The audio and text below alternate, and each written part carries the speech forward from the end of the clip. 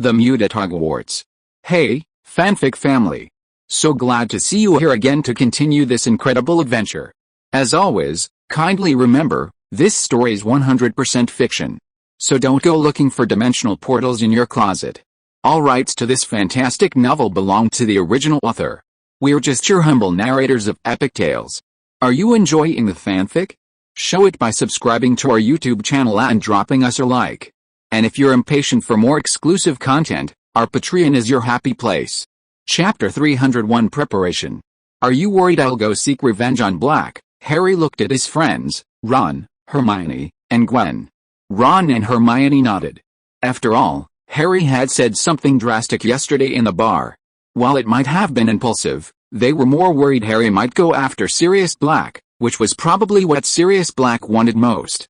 Gwen, however, didn't answer immediately. After a moment's thought, she emitted a beam of light and asked Harry, "What are you going to do, Gwen?" "Gwen. That won't do." Ron and Hermione looked at Gwen's question in disbelief.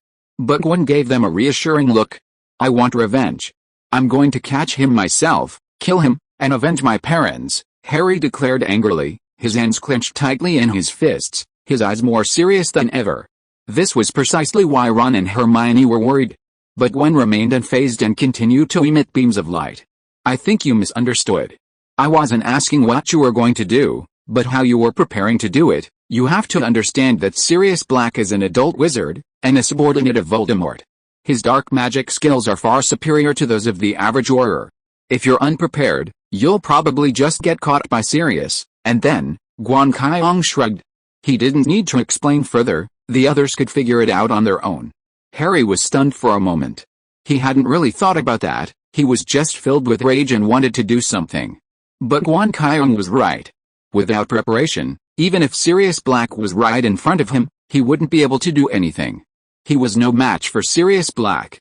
"But," Harry said bitterly after a moment, opening his mouth, "what can I do? A battle between wizards is full of uncertainty, but one thing is certain, the side with higher magical skills always has an advantage. And there are ways to improve magical skills." Guan Qiong raised his wand and the homework in front of him. "We came to Hogwarts to learn this, but you just don't usually pay attention. Will it work? I mean, with all the magic we learned, those Death Eaters are all capable of powerful spells and unforgivable curses. Sirius Black can even blow up an entire street." "Not many people can do that," Ron said. "That's true in most cases, but if used properly, sleeping charms and disarming charms can also be very useful. After all, wizards are human too." Guan Qiong smiled intriguedly. "As long as you practice hard enough, I understand, June," Harry said through gritted teeth.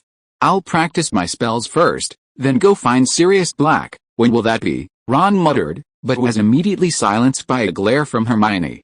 "It won't take long. Comprehensive magical improvement requires considerable effort, but training on a single spell won't take too long, especially since the opponent is still weakened. Sirius Black escaped from Azkaban, and he's certainly not in good shape," Guan Qiong reassured Harry, giving him more hope. "I understand. Thank you, June," Harry said excitedly. He decided to practice the disarming charm. Sirius Black must be very weak right now. So, if they could just remove his wand, Sirius Black would be completely helpless. "That's nothing." Guan Qiong shook her head. Crookshanks, sitting next to him at the table, listened intently, rolling his eyes. "That's right, Harry. Get ready before you go find Sirius Black," Hermione said happily.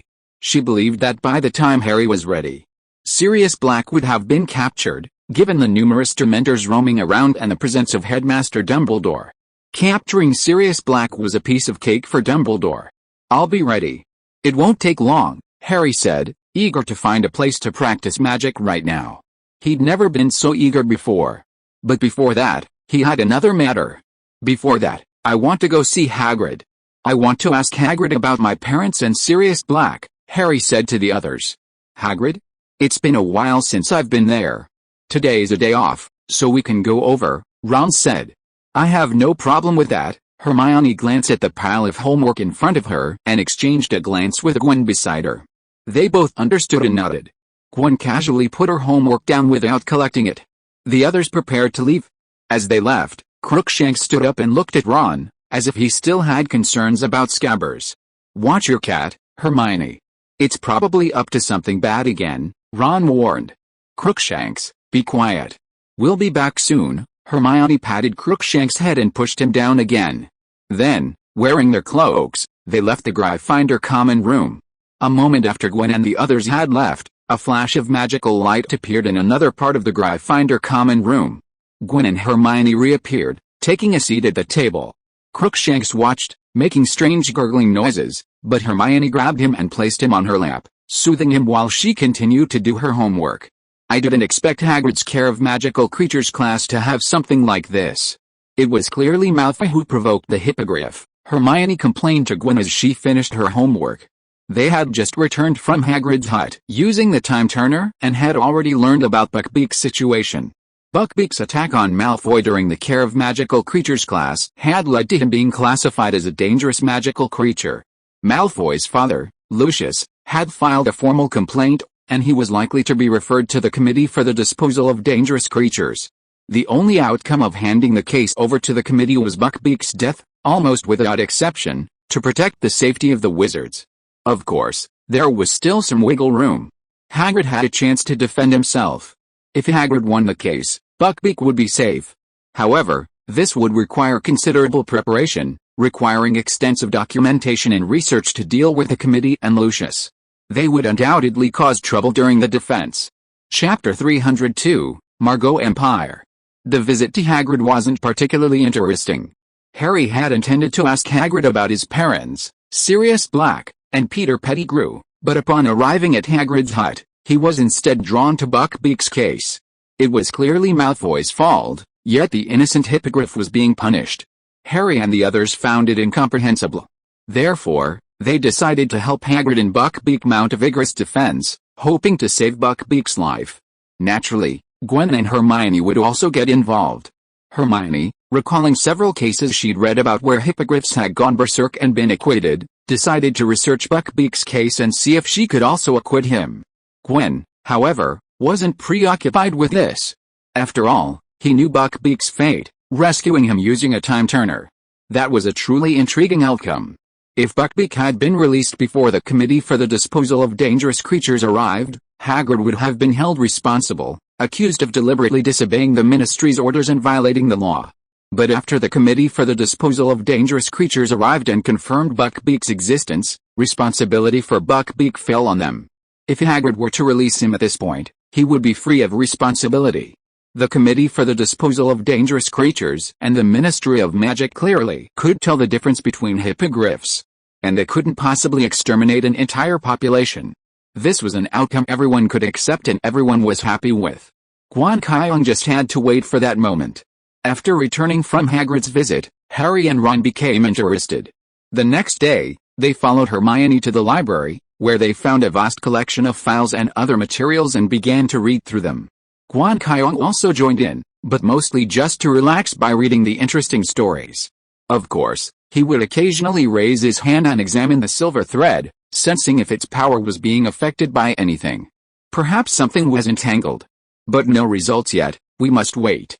For now, let's take a look at some of the interesting stories about hippogriffs. Here's one, let me see. It's from 1772. Oh well, they were found guilty.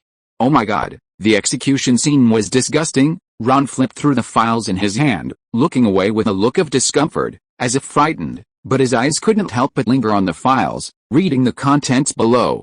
Harry also found a case and pushed his file onto the table so that the others could see it. Here's a case from 1296, about a sphinx, but I think they were all similar. It was acquitted, although people at the time were afraid to approach it. You can't expect Buckbeak to be so ferocious that the Ministry of Magic can't get close to him. People back then didn't have as many methods as we do now to deal with magical creatures. Besides, a hippogriff is still much weaker than a sphinx, the latter is a legendary creature. Hermione refuted Harry's words, pointing out a problem. Okay, Harry reluctantly put the file away and continued to read the rest. Guan Qiong was also flipping through the documents, but he was reading a different story. The Glory and Fall of the Margot Empire. This was a relatively ancient empire, dating back approximately 2,000 years. Its king, known as the Chosen One, possessed magical powers. He led the then weak Margot kingdom through conquests, expanding its territory many times over and establishing the kingdom as a formidable empire. Guan Qiong suspected that the Margot royal family was composed of sorcerers, or perhaps a king married a sorceress, thus imbuing his descendants with sorcerer blood. This required tremendous courage, as sorcerers held a low reputation at the time. They were considered messengers of the devil in hell, imbued with evil. However, this move undoubtedly brought immense benefits to the Margot kingdom. The royal family was tainted with sorcerer blood, granting subsequent kings magical powers. This also allowed them to come into contact with magical creatures that, at the time, seemed like monsters, such as the hippogriff. Compared to muggles, wizarding blood imbues them with magical powers, making them more receptive to magical creatures and tamed. The kingdom of Maggot, then, chose hippogriffs and used them to form an army. An army capable of soaring through the air. The Royal Skywing Army. In that era, an army capable of striking from the sky was unimaginable. Often, they didn't even need to do anything, simply descending from the sky would force the surrender of a large number of city-states. With this army, the kingdom of Maggot was unstoppable, establishing a great empire in just 30 years. The Maggot Empire. Sadly, after just 100 years, the Maggot Empire met its demise, and the Royal Skywing Army was replaced by another army, becoming the King of the Skies. Guan Qiong's eyes flashed with a strange light as she read the name written in the document in her hand. The Flying Arrow Fire Army. According to historical records, wizards later discovered that by carving specific patterns into certain trees and then infusing them with power, they could cause them to levitate. If the number of patterns was sufficient and the force was strong enough, it could even lift an entire person off the ground. Simply by shaping the tree and adding a convenient cushion, a wizard could truly soar into the sky. This method was much simpler than using a hippogriff, requiring relatively few trees. However, compared to raising a hippogriff from a young age, the effort and resources required were significantly less. Therefore, it was much faster and easier to raise an army, and its numbers were far greater than those of the Royal Skywing Army of the Kingdom of Maggot. This, coupled with the invention of other alchemical tools at the time, such as the giant fire pot that could cause violent explosions, led to the complete destruction of the Maggot Empire in just a few decades, leaving it a mere name in history. Guan Qiong looked at the information before her. She had never imagined that the predecessor of the flying broom had been created under such circumstances, and now it had become a prop used entirely for leisure and entertainment. Who could have imagined that its appearance had completely changed the landscape of war, leading to the fall of an entire empire? Chapter 303 Christmas. Of course, there's more to this story than Guan Qiong currently sees. For example, after the establishment of the Margite Empire, to safeguard its rule, hippogriffs were banned, restricted to the royal family. Furthermore, to prevent wizards with special powers from threatening its rule, the Margite Empire launched one of the most stringent witch hunts in history, even implicating some of the royal family's more distant bloodlines. This greatly resented the wizards, leading to the invention of the flying broom.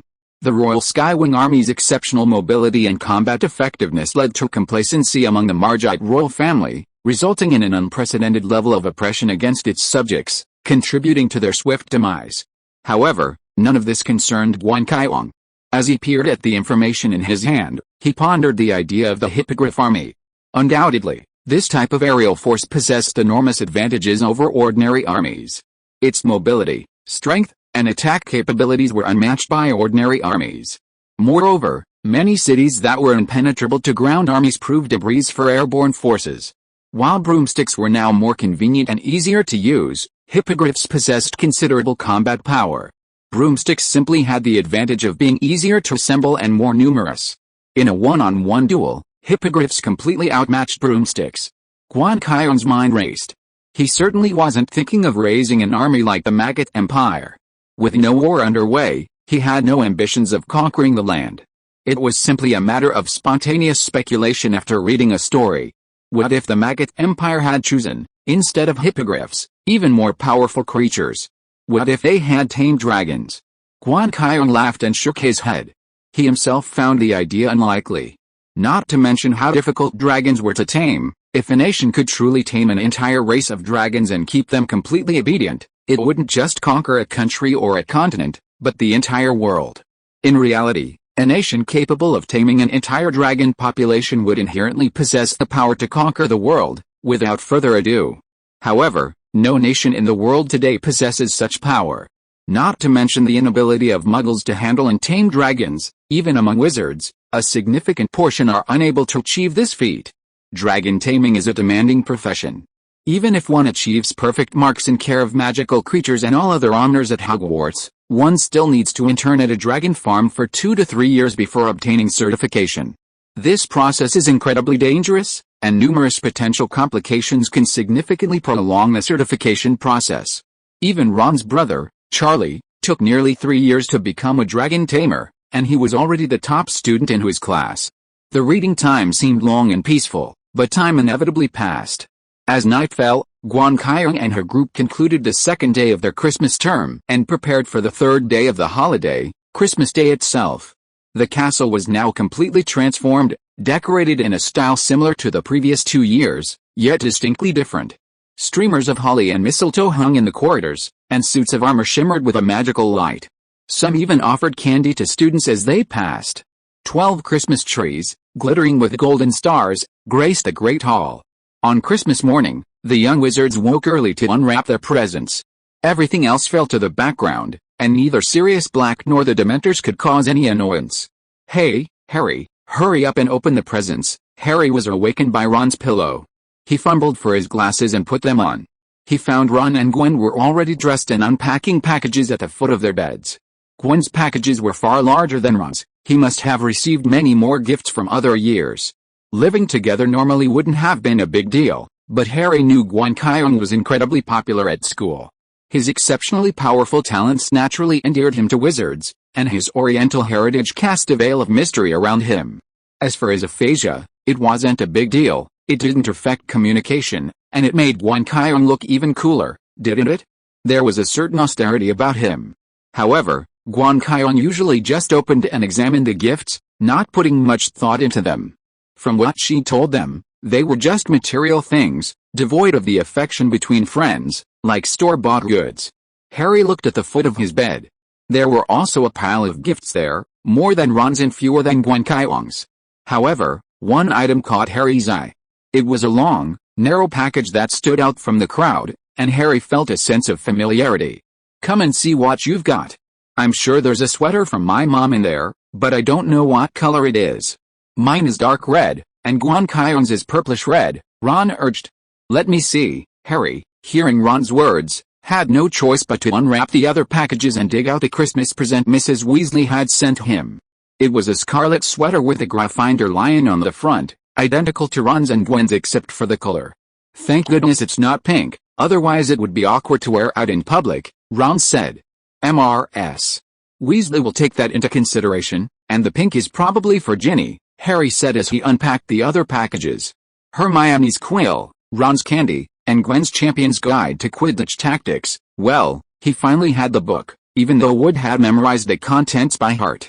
But Gwen didn't understand it. After all, she had never had much interest in Quidditch. Finally, Harry was left with only the long, narrow package. "What is this?" "It looks a bit like..." Ron scratched his head. He also felt the shape of the package was familiar, like something he might use every day. But why would someone send this? Guan Qiong looked as if she understood everything and waited for Harry to unpack. If you are listening to this novel on a channel other than Fanfic World, it means it was downloaded and re-uploaded without effort. We warmly invite you to visit our channel, Fanfic World. There you will find the original version of this story and many other novels of various genres. We look forward to seeing you dive into a world of incredible novels. Chapter 304 Firebolt. Harry tore open the package, and before him lay a gleaming, exquisite broomstick.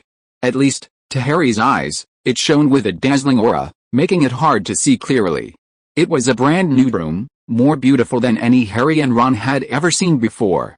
Its graceful lines and sleek tail seemed born to conquer the skies. It was a Firebolt.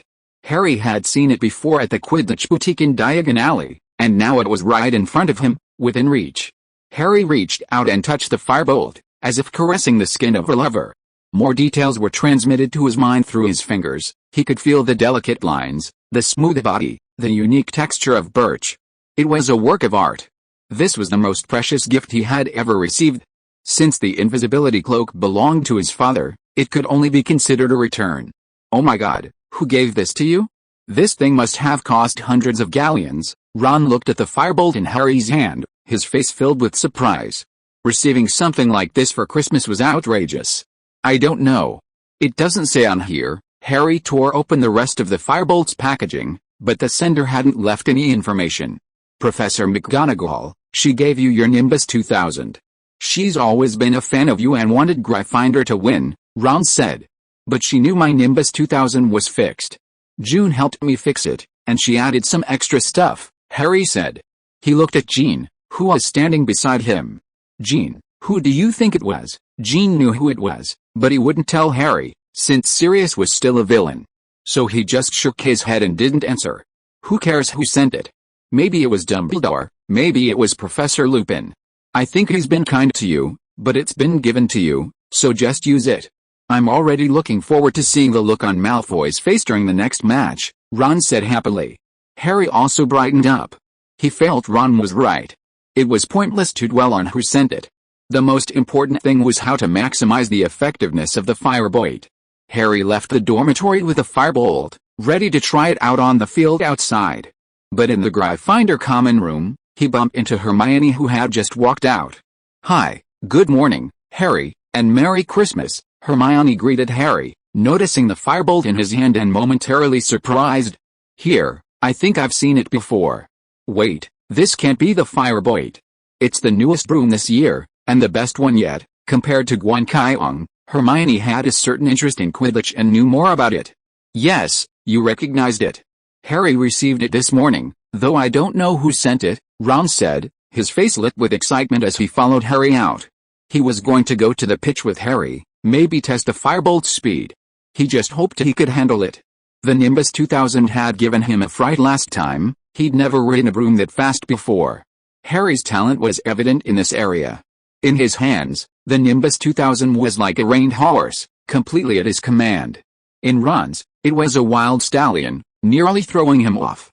Is that so? Hermione's expression wasn't as cheerful as Ron's. A hint of worry crossed her face as she gazed at the broom in Harry's hands, a thought coming to her mind. I have a bad feeling. Perhaps you'd better not use it for now, Hermione said. What's wrong? Is there a problem? It's the best broom you can use. No one can resist it. Ron said. But its origins are unknown. You know, in the wizarding world, things of unknown origin often come with risks. Come on, who would use such an expensive item to harm someone? Ron persisted. After all, in his opinion, the firebolt was a work of art. It was impossible for such an object to be used for harm. But Hermione was remarkably calm. She refuted Ron's idea. Yes, don't you know? There's someone who has feelings for Harry, but they can't do anything about it because Harry's at Hogwarts. Sirius, you mean? Harry said. Yes, Harry, I read about something called a portkey in a book. It can transport a person to another place without warning. Although you haven't been taken away right now, it's possible the magic inside hasn't been activated, Hermione said seriously. Come on, you said before that Hogwarts castle has special magic that prohibits all teleportation magic. Apparition and portkeys are not allowed, Ron said loudly, seizing the loophole in Hermione's words. That's just one possibility. There are other possibilities. Perhaps when Harry uses it to fly, it will simply take him somewhere else. I've seen books about remotely controlled broomsticks, Hermione said. She believed it was something to be mindful of, and she couldn't just relax and assume it was fine. So what are you going to do? Ron said, glancing at Hermione with a hint of anger. We must tell the professors, Professor McGonagall or Dumbledore, about this. The firebolt can't be used until they inspect it. Until then, Harry, just use your old broom. June fixed it for you, didn't she? Hermione said. That's right, and June even modified it for me, Harry said hesitantly. In fact, the stuff June had added to his Nimbus 2000 was incredibly effective, and it was his secret weapon for the next battle against Slytherin. Using the Nimbus 2000 to replace the firebolt for a while seemed possible. After all, his need for it wasn't that great. After all, Quidditch at Hogwarts was an inter-house competition, not an international event. While equipment certainly played a role, the greater difference came from the disparity in student skill and coordination. June? What do you think? Harry finally asked Guan Qiong, who was standing nearby. He decided to take Guan Qiong's advice. After all, Guan Qiong had repaired the Nimbus 2000 for him and added something to it. He felt a little sorry for Guan Qiong if he hadn't used it. Hermione also looked at Guan Qiong, a hint of earnestness in her eyes. Guan Qiong looked at the others, then at the firebolt in Harry's hand. There was nothing wrong with the firebolt, that was certain. Putting aside the fact that it was a gift from Sirius, from what he could see through his magical vision, there weren't any strange traces of magic. However, it would be a shame if his personally modified broom hadn't been used on the field. Furthermore, Hermione's opinion needed to be respected. She was acting with caution. I think we should have it examined by Professor McGonagall. After all, its origins are unclear. Guan Qiong emitted a beam of light, which floated in front of the others. Chapter 305 Professor Trelawney's Prophecy. Hermione's face lit up with joy, while Ron's was filled with frustration. However, since it was Guan Qiong's suggestion, he didn't object. Of course, deep down, he was curious to see what Harry's Nimbus 2000 had become. He hadn't noticed any difference during team practice. Harry breathed a sigh of relief. Since Guan Qiong had given his opinion, he didn't need to dwell on it. He nodded and said, "Okay, then, let's give it to Professor McGonagall. I hope she doesn't damage the internal structure when she examines it." The matter had been settled, so they were no longer anxious. Today was Christmas, and Professor McGonagall would be at the banquet that evening, so they could talk to her about this matter then. As for now, honestly, they weren't sure they could find Professor McGonagall. Professors weren't always in their offices. On holidays and when they didn't have classes, they had their own ways to relax and unwind. For example, they'd go to Hogsmeade for a drink, or use the office's flu network to go fishing or shopping. This was something Hermione had experienced before. Once, she had a question she wanted to ask a professor, but she couldn't find one anywhere in Hogwarts. So, they moved on to other things. Hermione and Gwen went to the library to continue reading, looking for information about hippogriffs and the like. Ron and Harry played wizard chess in the common room. After a day of reading, their heads were overflowing with information and they needed a few days of rest to clear their heads. Of course, other things had happened during this time.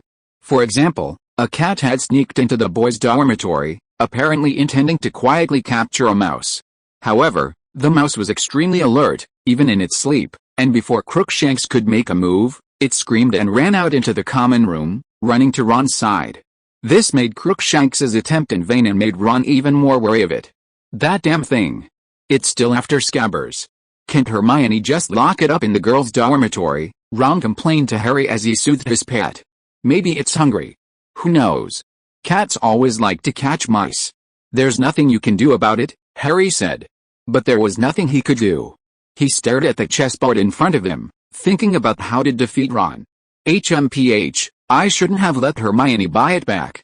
This thing should be locked up in a pet shop forever, Ron said bitterly. It was evening soon. Compared to the previous 2 years, the Christmas atmosphere this year was much bleaker. Fewer students remained in each house than before. This was mainly because Sirius Black had not yet been captured, but also because the Dementors that constantly lingered outside Hogwarts were putting too much pressure on them. However, the professors maintained their proper demeanor, donning their expensive attire, either evening gowns or tuxedos, to appear more solemn. Hagrid wore his usual moleskin coat, but it looked washed and ironed. His hair shone in the hall lights, clearly combed and oiled. Students took their seats one by one. Due to the small number of students, they sat at a single table, not at their respective house tables. This made some feel uneasy, but most found it perfectly adequate. As all the students took their seats, Professor Dumbledore delivered a brief speech. It was a repetitive, conventional topic, but he maintained an optimistic tone. His enthusiastic words heightened the Christmas spirit and lifted the atmosphere. Then, amid the roar of magical fireworks and the continuous cascade of streamers, the Christmas feast began. The food, more abundant and delicious than usual, was laid out on the table. Even those who weren't particularly hungry would instinctively swallow their saliva and eat a little more, filling their stomachs to the brim. Just as Harry picked up a roast potato, Ron forked a beef pie, Hermione cut into steak, and Gwen was basting sausages, the doors to the Great Hall suddenly opened from the outside. Professor Trelawney walked in, wearing a green dress covered in metallic sequins that made her look like a large, glittering dragonfly. "Sybil, welcome. It's a surprise you've come this year," Dumbledore said, standing up. Of course, Headmaster, I wouldn't normally attend, but this year has been a surprise. Some unexpected revelations have come, like meteors from the sky, leaving me completely bewildered, Professor Trelawney said. She stepped forward, and Dumbledore magically conjured a chair for her. But she didn't rush to sit down, instead glancing at Gwen at the other table. Oh, child, I beg your pardon. I have never noticed you before. Your aura is so dazzling that I am compelled to offer you a revelation, Professor Trelawney spoke in a hoarse, mysterious voice, speaking an ancient tongue, but everyone knew she had only deliberately altered her tone and intonation. Please sit down, Sybil, and stop your nonsense. Today is a festive day, and I do not want to hear your death predictions, Professor McGonagall suddenly interrupted, seeming a little impatient. This is not a prophecy of death. In fact, I don't know what I predicted, but one thing is certain, it happened. In the past, Professor Trelawney smiled. Unlike before, she seemed to possess a genuine calm and confidence, not one forced by rhetoric and threats. You should have heard the prophecy, child. It was 2 hours ago. Go, hear the prophecy about you, and learn your fate, Professor Trelawney said to Guan Qiong. She's crazy. How could Gwen listen to something that happened 2 hours ago when he'd been in the library with Hermione all afternoon? Ron grumbled to Harry. Gwen, however, looked thoughtful and nodded at Professor Trelawney. A strange feeling suddenly dawned on him, letting him understand what had happened. A forced time loop. Professors McGonagall and Dumbledore didn't intervene, simply watching as Professor Trelawney took her seat. Chapter 306 Changes in the Life Circuit. The Christmas dinner concluded with great fanfare. Harry and Ron ate until they could no longer hold their fill. Afterward, they went to Professor McGonagall as planned to tell her that Harry had received a firebolt. Firebolt, that's quite unusual. Who would give you something like that? I doubt any of your fans have such a rich family, Professor McGonagall said, following them into the Gryffindor common room. She looked at the firebolt with a puzzled expression, but then a look of relief crossed her face. I'm glad you didn't let the firebolt get to your heads. I think it's because you have two calm and collected friends. There might be something wrong here, and we need to look into it. She was referring to Hermione and Gwen. Hermione had returned to the girls' dormitory and was scolding Crookshanks because, at dinner, Ron had told her about Crookshanks's attempt to attack Scabbers. This embarrassed Hermione. After all, she had repeatedly assured him that Crookshanks was a clever cat who knew what was and wasn't edible. As for Guan Qiong, he disappeared after the banquet, and no one knew where he went. But don't worry, Potter, the inspection will be quick. I'll call Professor Flitwick. He has unique insights into spells and is very skilled. He can identify most of the world's curses. With his help, I'll try to return the firebolt to you before the next match, said Professor McGonagall. If there's nothing wrong with it, thank you, Professor McGonagall. Actually, there's no need to rush. I can use the Nimbus 2000 for the next match. After all, Qiong helped me repair it and even added some extra features, said Harry. Professor McGonagall nodded. That's fine too. Meanwhile, Guan Qiong didn't return to the Gryffindor common room after the banquet. Instead, he went to a deserted place and took out the time turner. At the banquet tonight, when Professor Trelawney entered the Great Hall, Guan Qiong discovered two things. First, a strange feeling suddenly struck him. It was similar to the previous time loop, like being trapped in a constantly shifting and collapsing quicksand. If he didn't do something, he would be swallowed by the vortex of time. Secondly, he noticed some changes in Professor Trelawney's life circuit. He had observed Professor Trelawney's life circuit before, a practice he'd always performed during his divination classes. As mentioned before, Professor Trelawney's life circuit was different from others. It consisted of 3 layers, like 3 different clocks nested together, each rotating constantly. Each dial had a notch that shifted position as it rotated, its meaning unknown. Guan Qiong observed that tonight, the 3 dials within Professor Trelawney's life circuit were spinning at a much slower speed than usual. It was as if they had previously stopped and had just started up again. This also caused a change in Professor Trelawney's demeanor. She became more confident, no longer needing to resort to exaggerated rhetoric or obscure divination terminology to prop herself up. Her confidence was evident in her conversation with Professor McGonagall. Professor McGonagall had always disliked divination classes and believed Professor Trelawney lacked true divination skills. Normally, she would engage in sharp exchanges with Professor Trelawney, and Professor Trelawney would argue with Professor McGonagall. But tonight, Professor Trelawney responded to Professor McGonagall's criticism with brief, calm responses, showing no signs of losing control. It was a completely different vibe. She was no longer forcing her confidence. Instead, she was filled with inner confidence. Guan Qiong suspected this was related to the prophecy Professor Trelawney had shared with him, and he was now on his way to that exact time to hear Professor Trelawney's prediction. A true divination prophecy. As the time-turner spun, everything around him blurred. Colorful light and shadows appeared around Guan Qiong, each color stretched to an immense length, transforming into strands like silk. Guan Qiong was also pulled backward by a powerful force from behind, his body involuntarily suspended in the air. Unlike previous uses of the time-turner, this time, he could sense more. For example, within the surrounding space, an extremely viscous substance was being broken apart, and a tiny portion of it was also being absorbed. In another dimension nearby, some solid objects were present, moving in an unknown direction. This was something he could only perceive more vividly after mastering a portion of the power of time. He had some hypotheses about these things, but none of them were confirmed. What he did know was that with each time turn, the power he could control grew stronger. Although the increase was small, it was a tangible reality. After a long, seemingly instantaneous moment, Guan Qiong regained the feeling of standing on the ground. His surroundings had changed. He stood in a corridor, the remnants of a golden sunset still lingering on the horizon. The sun had just set, and there were still about 2 hours until the dinner began. Guan Qiong took out her wand and cast a dispelling presence charm on herself. Then, he and Hermione walked down the corridor, heading towards the Gryffindor common room. They had just returned from the library, and they were planning to rest in the Gryffindor common room before attending the Christmas dinner. Guan Qiong determined the direction, and without glancing past herself and Hermione, she headed towards Professor Trelawney's tower. That was where divination was held, and where she spent most of her time. It served as her classroom, her office, and her living quarters. Of course, when she was bored, she would use the Flu network there to travel to various parts of the world and check on Muggle trends. She had a keen interest in this, and she always believed it would help her become a skilled diviner. After walking for a while, Guan Qiong came to the tower, climbed the spiral staircase and reached the top floor.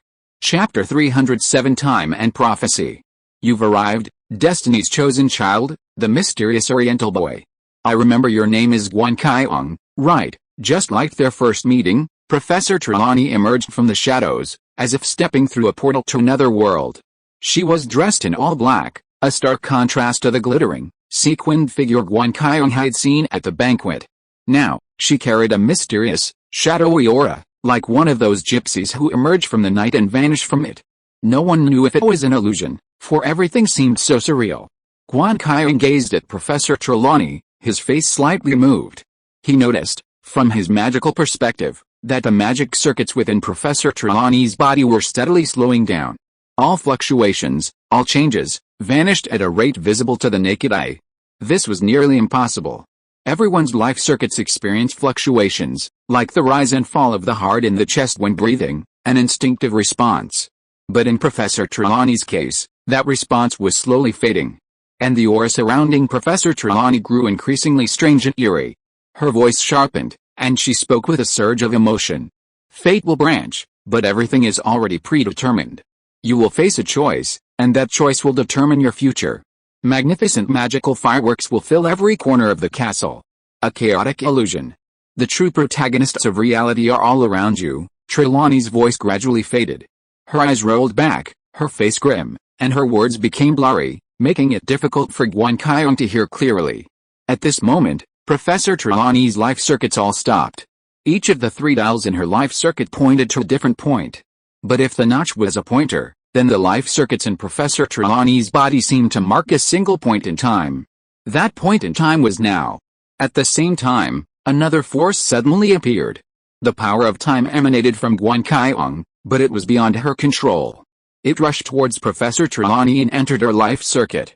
Like recharging a stopped clock, Professor Trelawney's life circuit began to operate at a slow pace, and the position of the notch began to change.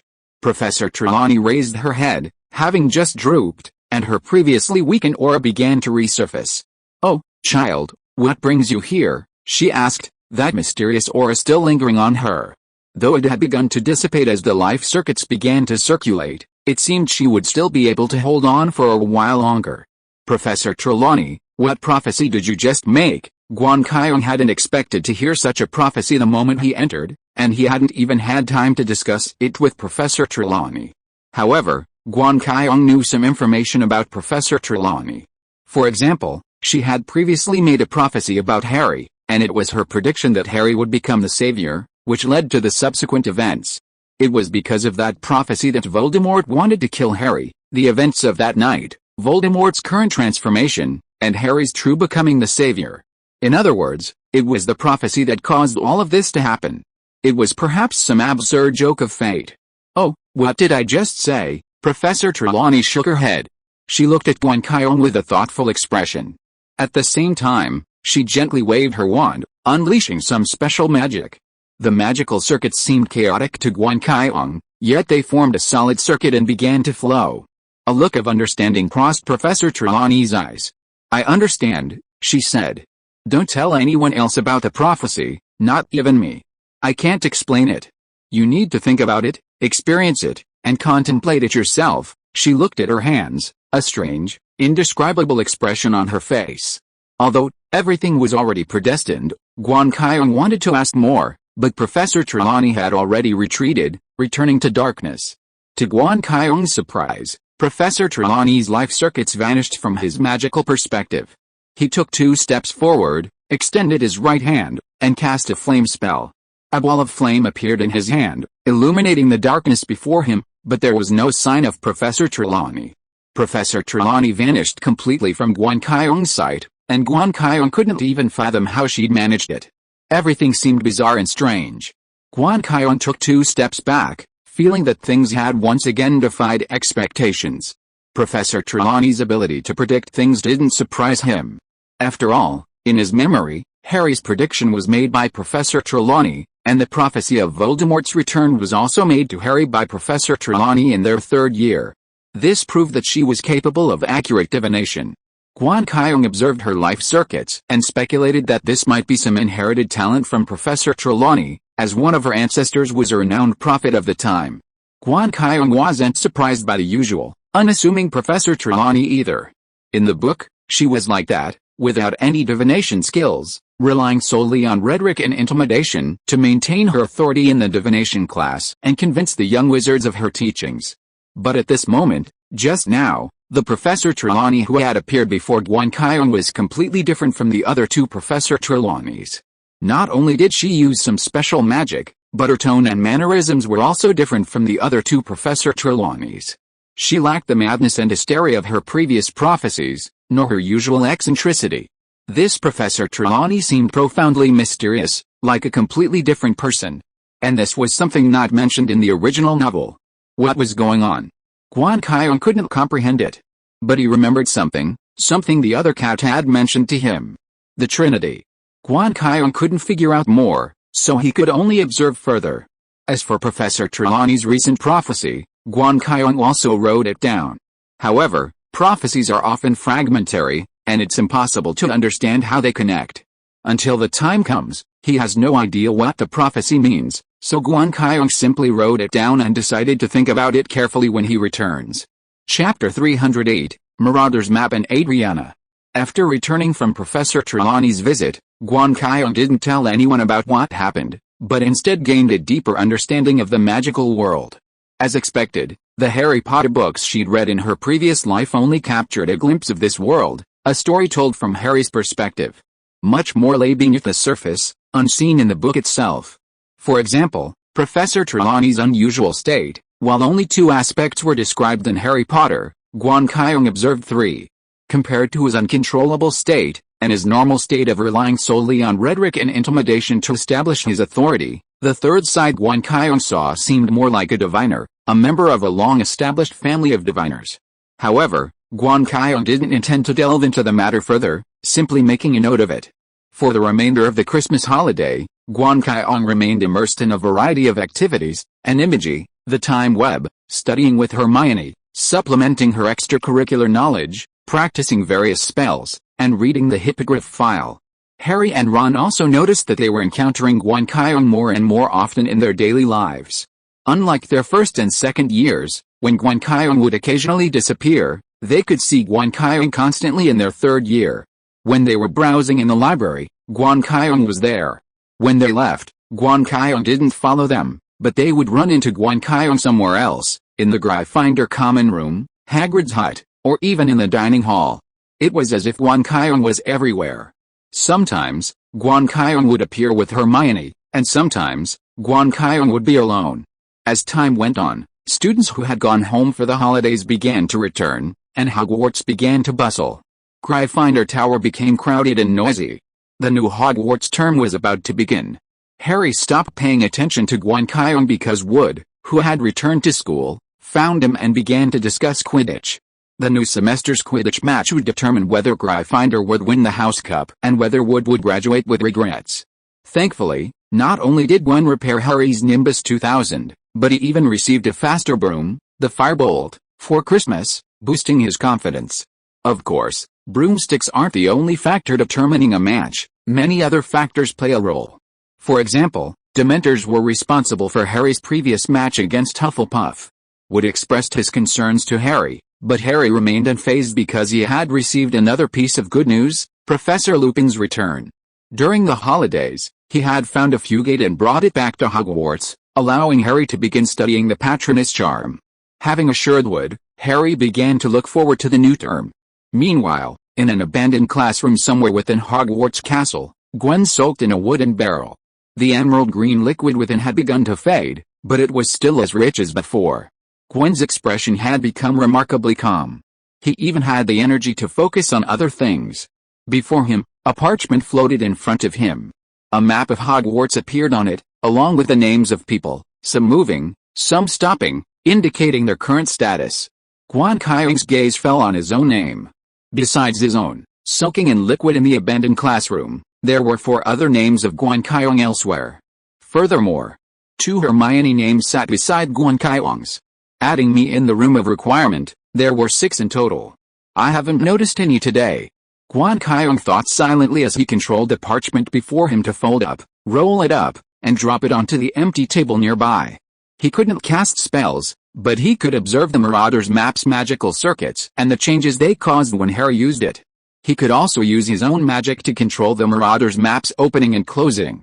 The difference was like Harry using a button to turn the Marauder's map on and off, while he controlled it directly by connecting wires. I didn't expect them to actually create a map connected to the Book of Admission, a gloomy, hoarse voice suddenly spoke from the side. Adriana, standing on the table, saw the Marauder's map float next to her and commented with admiration. You've been quite helpful, haven't you? Guan Qiong lay in the barrel, a light appearing before her. I gave my research notes on the Book of Admission to Little Black, but I didn't expect him and a few friends to actually be able to create it. I didn't have high hopes, Adriana said, spreading the Marauder's map with her claws. She didn't chant any spells, but ink lines began to appear on it, ready to connect and form the image of Hogwarts Castle. But they didn't continue. Under Adriana's control, the lines even began to shrink until they disappeared. On the other hand, large green cursive characters appeared above the parchment: Moony, Wormtail, Padfoot, and Prongs, gentlemen dedicated to assisting magical mischief makers, proudly present the Marauder's map. That was the Marauder's map's self-introduction. They usually appeared together when the entire Marauder's map was activated, but in Adriana's hands, they appeared individually. Adriana's gaze rested on Padfoot, a gentle glint in her eyes. She sensed a familiar presence from it, the presence of that child. During her time at Hogwarts, she had developed a deep interest in the Pen of Acceptance and the Book of Admission. The Pen of Acceptance could detect children with magical auras throughout the world. Once their magical power reached a certain level, the Book of Admission would allow their names to appear on its name, granting them admission to Hogwarts. Upon learning of these two things, Adriana had an idea. What if the Pen of Acceptance accepted not the magical auras of children, but the magical auras of all wizards? What if the Book of Admission contained the names of all wizards? If those names could be displayed on a map, wouldn't it mean monitoring of all wizards in the world would be complete? She researched for a long time, but unfortunately, she didn't find what she wanted until she graduated. Chapter 309, What will Guan Qiong's enigmagus form become? After Sirius Black enrolled, She also handed him her research notes. After all, by then, she had already taken over the Sheffic family's research and shifted her focus to the path to godhood. These notes were no longer useful to her. However, she hadn't expected Sirius Black and his friends to actually create something. While only superficially applied, they were truly innovative. This level of achievement surpassed that of most wizards. Guan Qiong, listening to Adriana's exclamation, wasn't overly surprised. After all, he knew of Adriana's talent and wisdom, otherwise, she wouldn't have become what she was. Furthermore, from the fragmentary information Guan Qiong had gathered, it seemed she had once battled Voldemort. After all, those who had fought Voldemort at his peak and survived were all renowned figures. It seems it could be improved, Guan Qiong observed, observing the Marauder's map glowing beneath Adriana's claws.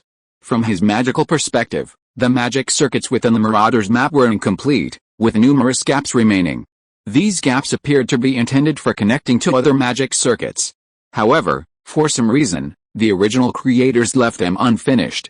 Of course, in the original conception, the Marauder's map was supposed to be able to collect the auras of nearby wizards and record them for real-time monitoring, rather than relying on the contract between the Book of Admission and the young wizards to operate within Hogwarts Castle, Adriana said. That was her original idea, to create a magical item that could detect nearby wizards in real time. Then, she would expand the item's range, eventually enabling it to locate wizards throughout the world.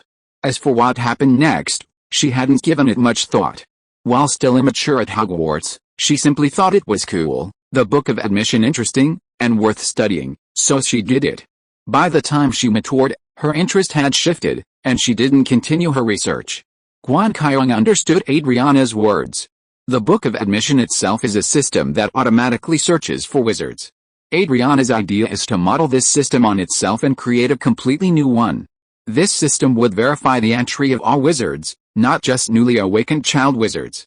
The Marauder's map, created by Sirius Black and his team, is essentially a user interface, UI, based on the Book of Admission, allowing it to access information and perform simple calculations.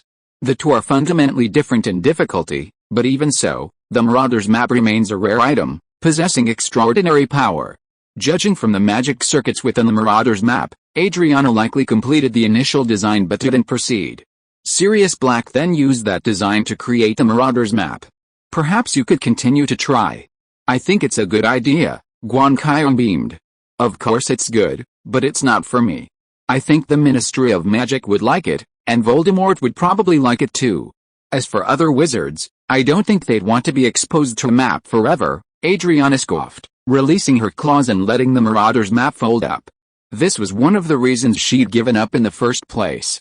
She wasn't one for that kind of thing, and she had foreseen the impact it would have once it came out, so she didn't continue. Hey, kid, your first step is almost done, right? Adriana changed the subject.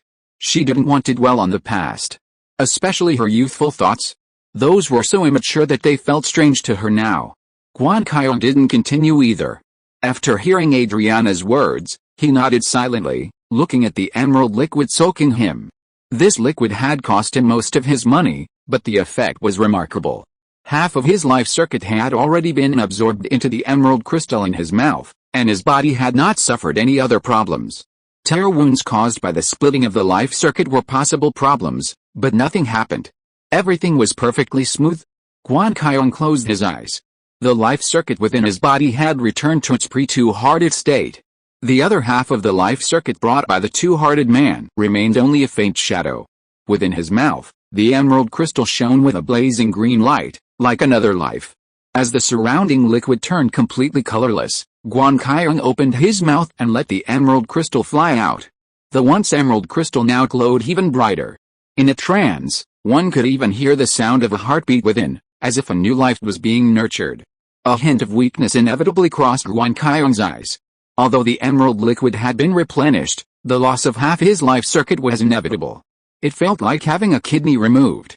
While he could still exert the same strength as before, his endurance had decreased. However, once his enigmas was fully developed, the life circuit would return to his body, so he remained unfazed.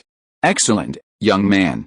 Try the Patronus charm. Adriana's eyes gleamed as she gazed at the crystal in midair. Guan Qiong obeyed, extending his right hand. The wand, nestled within his wizard's robes, flew into his hand. Then, with a gentle wave, a silver mist of light emerged from the tip of the wand. Under Guan Qiong's intense control, the mist landed beside the emerald crystal, their radiance illuminating each other, each reflecting its own image. Let that which is below descend further, let that which is above rise to the top. Adriana muttered something, perhaps a spell or something else, before addressing Guan Qiong. Young man, this step is perfect. Now you can begin to conceive your enigmas form. Guan Qiong frowned slightly. Honestly, he hadn't given much thought to what his enigmas form would look like. For him, the fun of this magic far outweighed its practicality. But a magical creature that was too entertaining wouldn't work either. He didn't want to be seen as a mere joke. So, this required careful consideration. Chapter 310 New Semester. As the weather turned from cold to bleak, the freezing winds turning into biting chill, the students of Hogwarts welcomed the new term. Christmas holidays ended, school resumed, and everything returned to normal. It was January, and the relentless snow stopped, giving way to lingering rain, mixed with a lingering winter air, making everyone shiver to the bone. Sometimes, they preferred the direct icy snow to the lingering rain. After all, the former could be shielded from the elements by warm clothing, while the latter's chill penetrated deep into the body through every crack. The Quidditch team had it even harder. With the start of the new term, they were forced into grueling training. Training on broomsticks, far from breaking a sweat, only made the biting wind even more intense, nearly freezing their hearts. Furthermore, care of magical creatures and astronomy classes became unbearable, exposing them to the harsh cold. As for herbology, thanks to the greenhouse, it was a lot easier, though the environment inside had become even more muddy. After each class, shoes and trouser legs would be stained with yellow mud. Fortunately, whether through a suggestion or a sudden realization on his own, Hagrid chose salamanders as the subject for his first Care of Magical Creatures class. These lizards, not afraid of fire but rather fond of it, would leap about in the midst of a roaring flame, like fire spirits. To better observe the salamander's movements, Hagrid had the students gather as many fallen branches and leaves from the forbidden forest as possible and build a man-high bonfire. This not only enlivened the salamanders but also provided the students with a warm atmosphere, much like a castle fireplace. The class was incredibly engaging, far more engaging than any Hagrid had taught before. Even the Slytherin students, who had always secretly disliked him, were delighted. After all, just because their house symbol is a snake doesn't mean they prefer cold environments like snakes do. A tendency to seek warmth is universal human nature. Their common room and dormitories are underground, though, which increases their risk of rheumatism. Core subjects like charms and transfiguration haven't changed much, but they've become more difficult. The students' faces are filled with confusion, and the professors are using and explaining more and more terms, making learning increasingly difficult. I don't understand. Shouldn't we just learn how to use magic? Shouldn't we just be taught how to cast spells? Why do we have to learn all this stuff? Ron couldn't help but complain to Harry after class. He was completely bewildered by Professor Flitwick's recent flurry of terms: defensive magic allocation, 3 elements of offensive magic selection, and 3 theories of spells. Much of it was centuries old. They just heard a portion of it in History of Magic, but they didn't expect to hear it in even greater detail in Charms. After entering their 3rd year, they had a host of additional theoretical courses, supplementing their spell studies. Learning all sorts of theoretical knowledge was a real pain. While there were theoretical lessons in the 1st and 2nd years, they were mostly basic and not in depth, essentially providing a general understanding. Unlike the 3rd year courses, each subject was thoroughly explored and required extensive analysis based on the material learned. Some of these analyses were submitted as essays. This was one of the reasons for Ron's complaints. He loathed anything requiring essays. It's a necessary process. Once you understand the principles of magic, you'll be more proficient in spells and your learning will accelerate, Hermione said. She was clutching a pile of books, glancing at the slip of paper at the top to plan her day's itinerary. This was a method Guan Qiong had taught her. Using the time converter, she wrote down everything in a timed and quantitative format, like a schedule. This prevented confusion and prevented issues like time perception confusion, time misconceptions, and time conflicts. According to today's schedule, she and Guan Qiong would need to cycle twice to take 2 more elective courses. It wasn't easy, but it wasn't too tiring either. After completing a semester, this was commonplace for them. They were able to manage their time well, even taking some time to rest and maintain their physical condition. Otherwise, if they were too exhausted, entering a time shift could be dangerous. There had been cases before where someone, exhausted, failed to notice the paths of their pre- and post-time shift selves, ended up encountering and attacking each other. That time, an entire area was plunged into temporal collapse, and it was only after the Ministry of Magic's Department of Magical Accidents and Catastrophes erased and reset the memories of everyone in the area that the incident was resolved. I don't believe that wizards couldn't use magic before these things appeared. The earliest wizards didn't need to learn these things, Ron retorted. The two are different, Ron. You have to understand that only by understanding the nature of magic can you use it effectively, rather than just unleashing it blindly, Hermione said. At this point, she glanced at Guan Qiong, who, in perfect sync, extended his right hand. A ball of flame materialized in his palm. The flame flickered a few times before, under Guan Qiong's control, it began to transform. The flames solidified, then took on a head, body, wings, claws, feathers, and other features, ultimately transforming into the shape of a raven. It was a fire raven, formed purely from fire, with a nimble form and lifelike fiery crimson feathers. It even danced twice in Guan Qiong's hand, reminiscent of the one Professor McGonagall had demonstrated in Transfiguration class. This was a fusion of knowledge learned in Charms and Transfiguration classes. Guan Qiong used a fire spell to conjure it, but controlled it using the multi-object transfiguration manipulation technique he'd learned in Transfiguration. This technique was far easier than manipulating it individually using the puppetry charm. After all, it was a technique developed by countless wizards and wizards, far more powerful than Guan Qiong could achieve on his own. After learning this technique, Guan Qiong's ability to control a large number of Ackermanschulas increased significantly. If Guan Qiong in Evelyn City knew this technique, the number of Ackermanschulas he could control would definitely double. While simply increasing numbers wouldn't be very significant against the upper Cedar tree, this technique could be far more helpful against other wizards or groups of magical creatures than one might imagine. Transfiguration classes, in particular, taught some methods for coordinating the transformations. If you are listening to this novel on a channel other than Fanfic World, it means it was downloaded and re-uploaded without effort. We warmly invite you to visit our channel, Fanfic World. There you will find the original version of this story and many other novels of various genres. We look forward to seeing you dive into a world of incredible novels. Chapter 311, Curse Removal. June is different, Ron muttered, his voice lowered considerably as he looked at the fire raven in Guan Qiong's hand. In his mind, Guan Qiong couldn't be used as an example. After all, even Dumbledore acknowledged Guan Qiong's talent, and he was destined to succeed Dumbledore, perhaps even surpass him.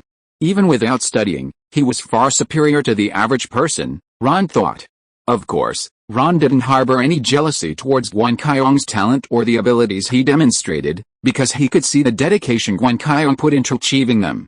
Even without such exceptional talent, Guan Qiong's dedication alone made him a superior wizard. And unlike Hermione, Guan Qiong never showed it, remaining very approachable. Therefore, compared to Hermione, Ron felt much closer to Guan Qiong and was more willing to listen to his advice. Of course, this was also because Guan Qiong never offered advice. If he had constantly urged Harry and Ron to study hard, like Hermione did, Ron probably wouldn't have felt so close to him. Nothing's different, Hermione began to say, but the appointed time had already arrived, so she stopped talking. She and Guan Qiong left the group and retreated to a secluded corner. Harry and Ron were no longer surprised by their behavior, simply thinking it was a clone spell to hide from the others. They would be back soon anyway. As the surrounding colors stretched into long strips, a tremendous force pulled Guan Qiong and Hermione off the ground, then back again. They also used the time turner to return to a previous point in time. They had 2 elective classes today, Arithmancy and Muggle Studies, and they were preparing to attend Arithmancy. The Arithmancy professor was Septima Victor, a very interesting person. Like the subject she taught, Guan Qiong and Hermione learned many useful lessons. For example, breaking down a single event into its components and handling them separately, inferring incomplete information through logical reasoning, and inferring the development of another event through connections and commonalities between similar things. The last point was the final lesson from last semester, but this semester, they would begin studying something a bit different. For example, spell binding and spell breaking, as well as repairing and maintaining magical items. Of course, The latter point was just a cursory introduction, the first two were the most important. Professor Victor looked the same as when they last met her. He wore glasses, his brown hair casually draped over his shoulders, and he wasn't wearing wizard robes, but rather normal muggle clothing, albeit a bit retro, like the attire of a palace lady. "Welcome everyone, I'm glad no one has left my class this new semester. It seems my lectures are quite interesting," Professor Victor said in a soft, husky voice, a smile on his face. Unlike required courses, electives can be dropped midway, simply choosing another one next year. Graduation only requires completing 2 elective credits, when or which 2 electives are required is not a matter of elaboration. This also led to some students dropping out of class after a while, either because they found the content unappealing or simply because the elective was too difficult for them to learn. While a small number of students leaving wouldn't significantly impact the professors, it inevitably caused a shift in their mood, leading them to privately wonder if something was wrong with the curriculum. Divination and care of magical creatures were particularly prone to this problem. Divination was difficult to understand and Professor Trelawney's teachings were difficult to grasp, while care of magical creatures was due to Hagrid's inexperience. However, Professor Trelawney had mastered the art of intimidation to keep students in attendance, and Hagrid's salamanders in class had rekindled their hopes. Combined with the fact that care of magical creatures was easier than the other 4 electives, Hagrid's first year wasn't too bad. This semester, we will study the advanced and applied aspects of arithmancy, including curse breaking and spell binding. Mastering curse breaking will allow you to apply for a job as a curse breaker at Gringotts Wizarding Bank after graduation, while spell binding will make you a powerful wizard. Of course, as this is an elective course, I will only teach you the basics. I can't teach you everything overnight. For more advanced topics, you'll need to research them on your own or find a teacher, Professor Victor said from the podium. The students below became even more attentive, hanging on her every word. Guan Qiong did the same. Curse breaking, as the name suggests, involves using your understanding of magic and study of arithmancy theory to open dangerous magical seals or remove curses. Professor Victor waved his hand gently, and circles of light appeared before her, one after another, interlocking like the 9 rings of the Eastern art. The use of magic has its own unique rules, and so do curses. The job of a curse breaker is to understand these rules and, through gentle means, to break down a spell and prevent its effects. With a wave of Professor Victor's finger, the circles of light before her began to move in a complex pattern, then one by one, breaking apart into independent entities. None of the students could clearly see or remember these changes. It was so complex and chaotic, with multiple rotations and tumblings, that it was impossible to distinguish the previous steps. Even the order of the upper and lower parts was confusing for some. This is mostly used in the excavation of some ancient wizard relics, especially those of the pharaohs. Inside the pyramids, every door leading to the tomb has multiple curse circles on it. It's a dangerous job. Often one mistake will lead to death, but at the same time, it's also a fascinating and well-paid job. An excellent cursebreaker only needs to work less than 2 months a year to get several years' worth of compensation from others. Then if I work for a year at a time, can't I just retire directly? A students below said loudly, and the others also showed excited expressions. Professor Victor smiled and shook his head. This is a good idea, but unfortunately, it's difficult to implement. Breaking a curse is an extremely brain-consuming process. Generally speaking, if a curse or magic cannot be broken within 2 months, it will be almost impossible for the curse breaker to break it again. Continuing will only lead to incorrect thinking and accidents, and the probability of this happening is very high. Therefore, working for 2 months does not mean you'll be paid. Some unlucky curse breakers, even after working for a year, can only end up with a basic salary provided by Gringotts Bank and live in poverty. Chapter 312, Spell. After listening to Professor Victor's words, the students gained a deeper understanding of the job of a curse breaker. Clearly, this wasn't the kind of job that would earn them a living within 3 years. While the pay was respectable, the process was far from easy. Curse breaking was a tedious process, requiring meticulous, step-by-step analysis of complex magical conditions. A single mistake could lead to total collapse, even endangering lives. Therefore, each step demanded immense mental effort. Generally speaking, a curse breaker's limit was 2 months. After that, their mental faculties would become rigid, and they would no longer be able to perform the task. Forcing themselves to continue would only lead to other problems. Furthermore, Failing to break a curse after 2 months indicated either a flawed approach or a lack of ability, and there was no point in continuing.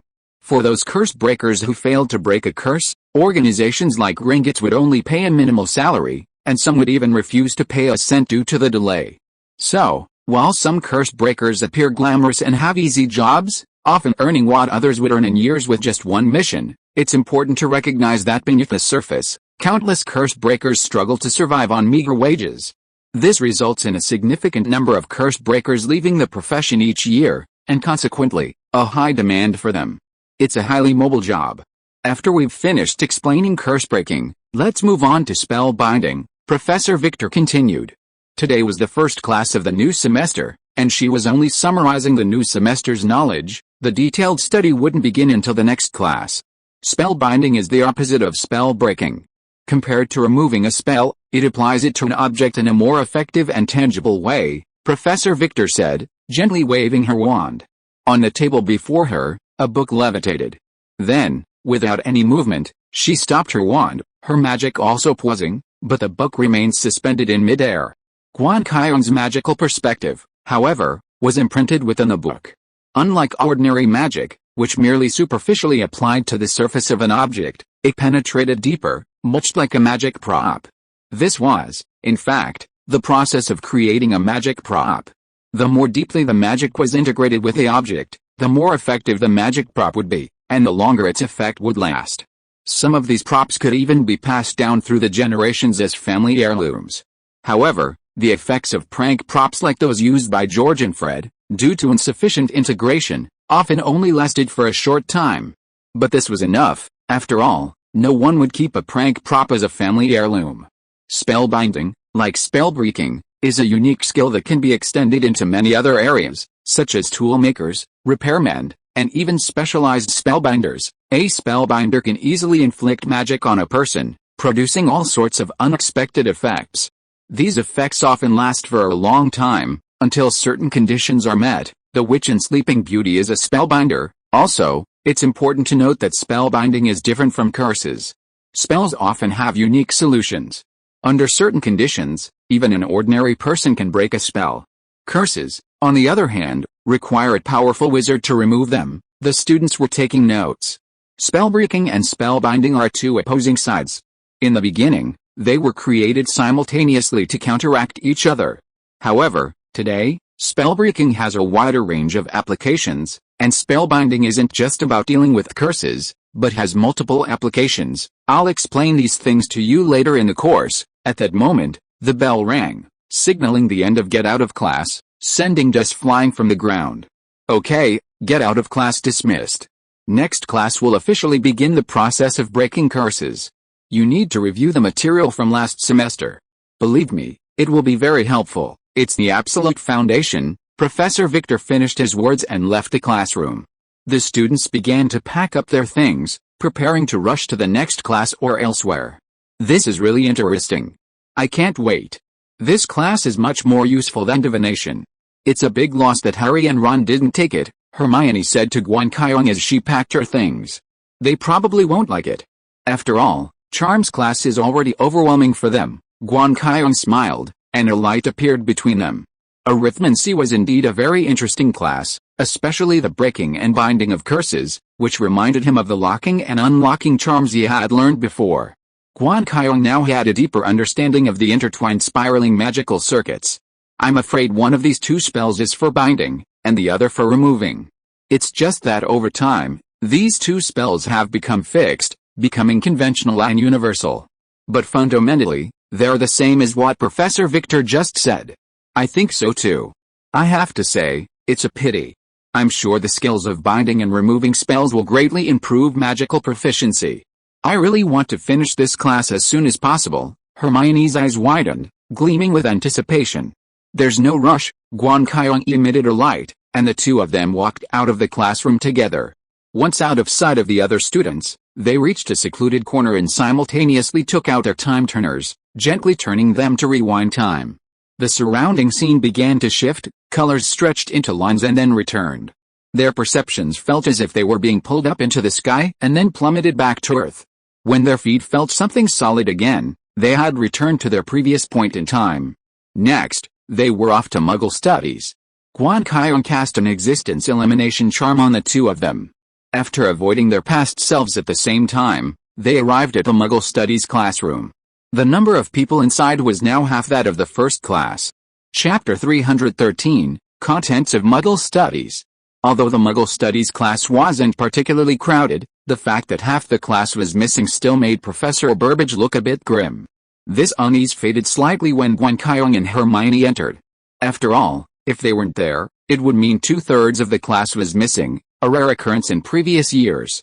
"Okay, let's get to class," said Professor Charity Burbage of Muggle Studies after Guan Qiong and Hermione sat down and, after a while, confirmed that no more students had arrived. Guan Qiong looked around. Besides him and Hermione, there were 2 Ravenclaws and 1 Hufflepuff in the classroom, a total of 5 people, arguably the smallest class he'd ever taken. But there was no way around it. Wizards have always held a disdainful and distant attitude towards Muggle society, a legacy of history. The scars left by the medieval witch hunts, as wizards multiplied and passed down through their families, not only remained intact but became even more deeply ingrained in their bloodlines. Every adult wizard tells this story to their children, bedside, just as their parents told it to them when they were little. Consequently, young wizards who have always lived in wizarding society tend not to be particularly enthusiastic about Muggle society. Furthermore, Professor Burbage's comments last semester, suggesting intermarriage between wizards and Muggles, and even werewolves, have soured the class's appeal to some young wizards, leading to a significant drop in attendance this semester. For wizards from Muggle societies, Muggle studies seems rather strange, like a student studying abroad taking a course in their native language. Consequently, attendance is extremely low, even though it would make it easier for them to pass the course and graduate. Of course, for Hermione and Guan Qiong, these considerations are not their concern. Muggle studies has its own interesting aspects, but they just need to be explored from a different perspective. Last semester, we studied the origins of the wizard-Muggle split, the influence of magic, Professor Burbage began. It made us wizards a separate group from ordinary humans. This group wasn't created by us, nor was it defined by those Muggles. Instead, it was destined to exist when this strange power emerged. It's like a unique signal symbol. When it appeared, human society long ago was divided into 2 factions. Although we are the same species, we can no longer unite our hearts and minds and strive for the same goal, Professor Burbage said in a deeply saddened tone, as if lamenting. Since then, the struggle between the 2 factions has never ceased. Wizards once used their immense power to rule over ordinary humans and establish powerful empires, while Muggles launched witch hunts, strangling one wizard after another. Although we possess great power, our combined strength in group combat is far less than that of Muggles. After all, our numbers are so small. This is why the witch hunts were able to harm so many wizards. Professor Burbage's face was solemn. While most of them were wizards who had just awakened their powers and didn't know how to use them, some were renowned wizards, powerful enough to destroy villages, towns, and even entire armies, but they were all eventually captured and burned to death. Professor Burbage glanced at the students below. She saw that the Ravenclaws were struggling to understand the situation. The Hufflepuffs had a glazed look in their eyes, as if immersed in the story. And the 2 Gryffindors, strangely enough, they were indeed thinking, but their thoughts seemed to be directed in completely different directions, as could be seen in their eyes. Humans are social animals. This is something I learned during my summer tutoring. As long as a person desires to interact with others, they will inevitably be influenced by them. This influence has nothing to do with the strength of the individual, but rather the size of the group, Hermione pondered, leaning over to Guan Qiong and whispering her thoughts. Compared to wizards, there are far too many Muggles, which makes it easier for them to influence wizards. In this situation, wizards can't win because they always have something they care about, and those things might not even be their own thoughts, but rather the subconscious imposition of society as a whole, the Muggles themselves, Hermione said. So, overall, wizards can't win over Muggles. Even if they possess immense power, they're still human, and that can't be changed. Guan Qiong sent out a point of light that floated in front of Hermione. Under his control, the light was very faint, and others at a distance could only see a blurry speck. That's right, Hermione nodded, and the 2 reached a consensus. Above, Professor Burbage continued her lecture.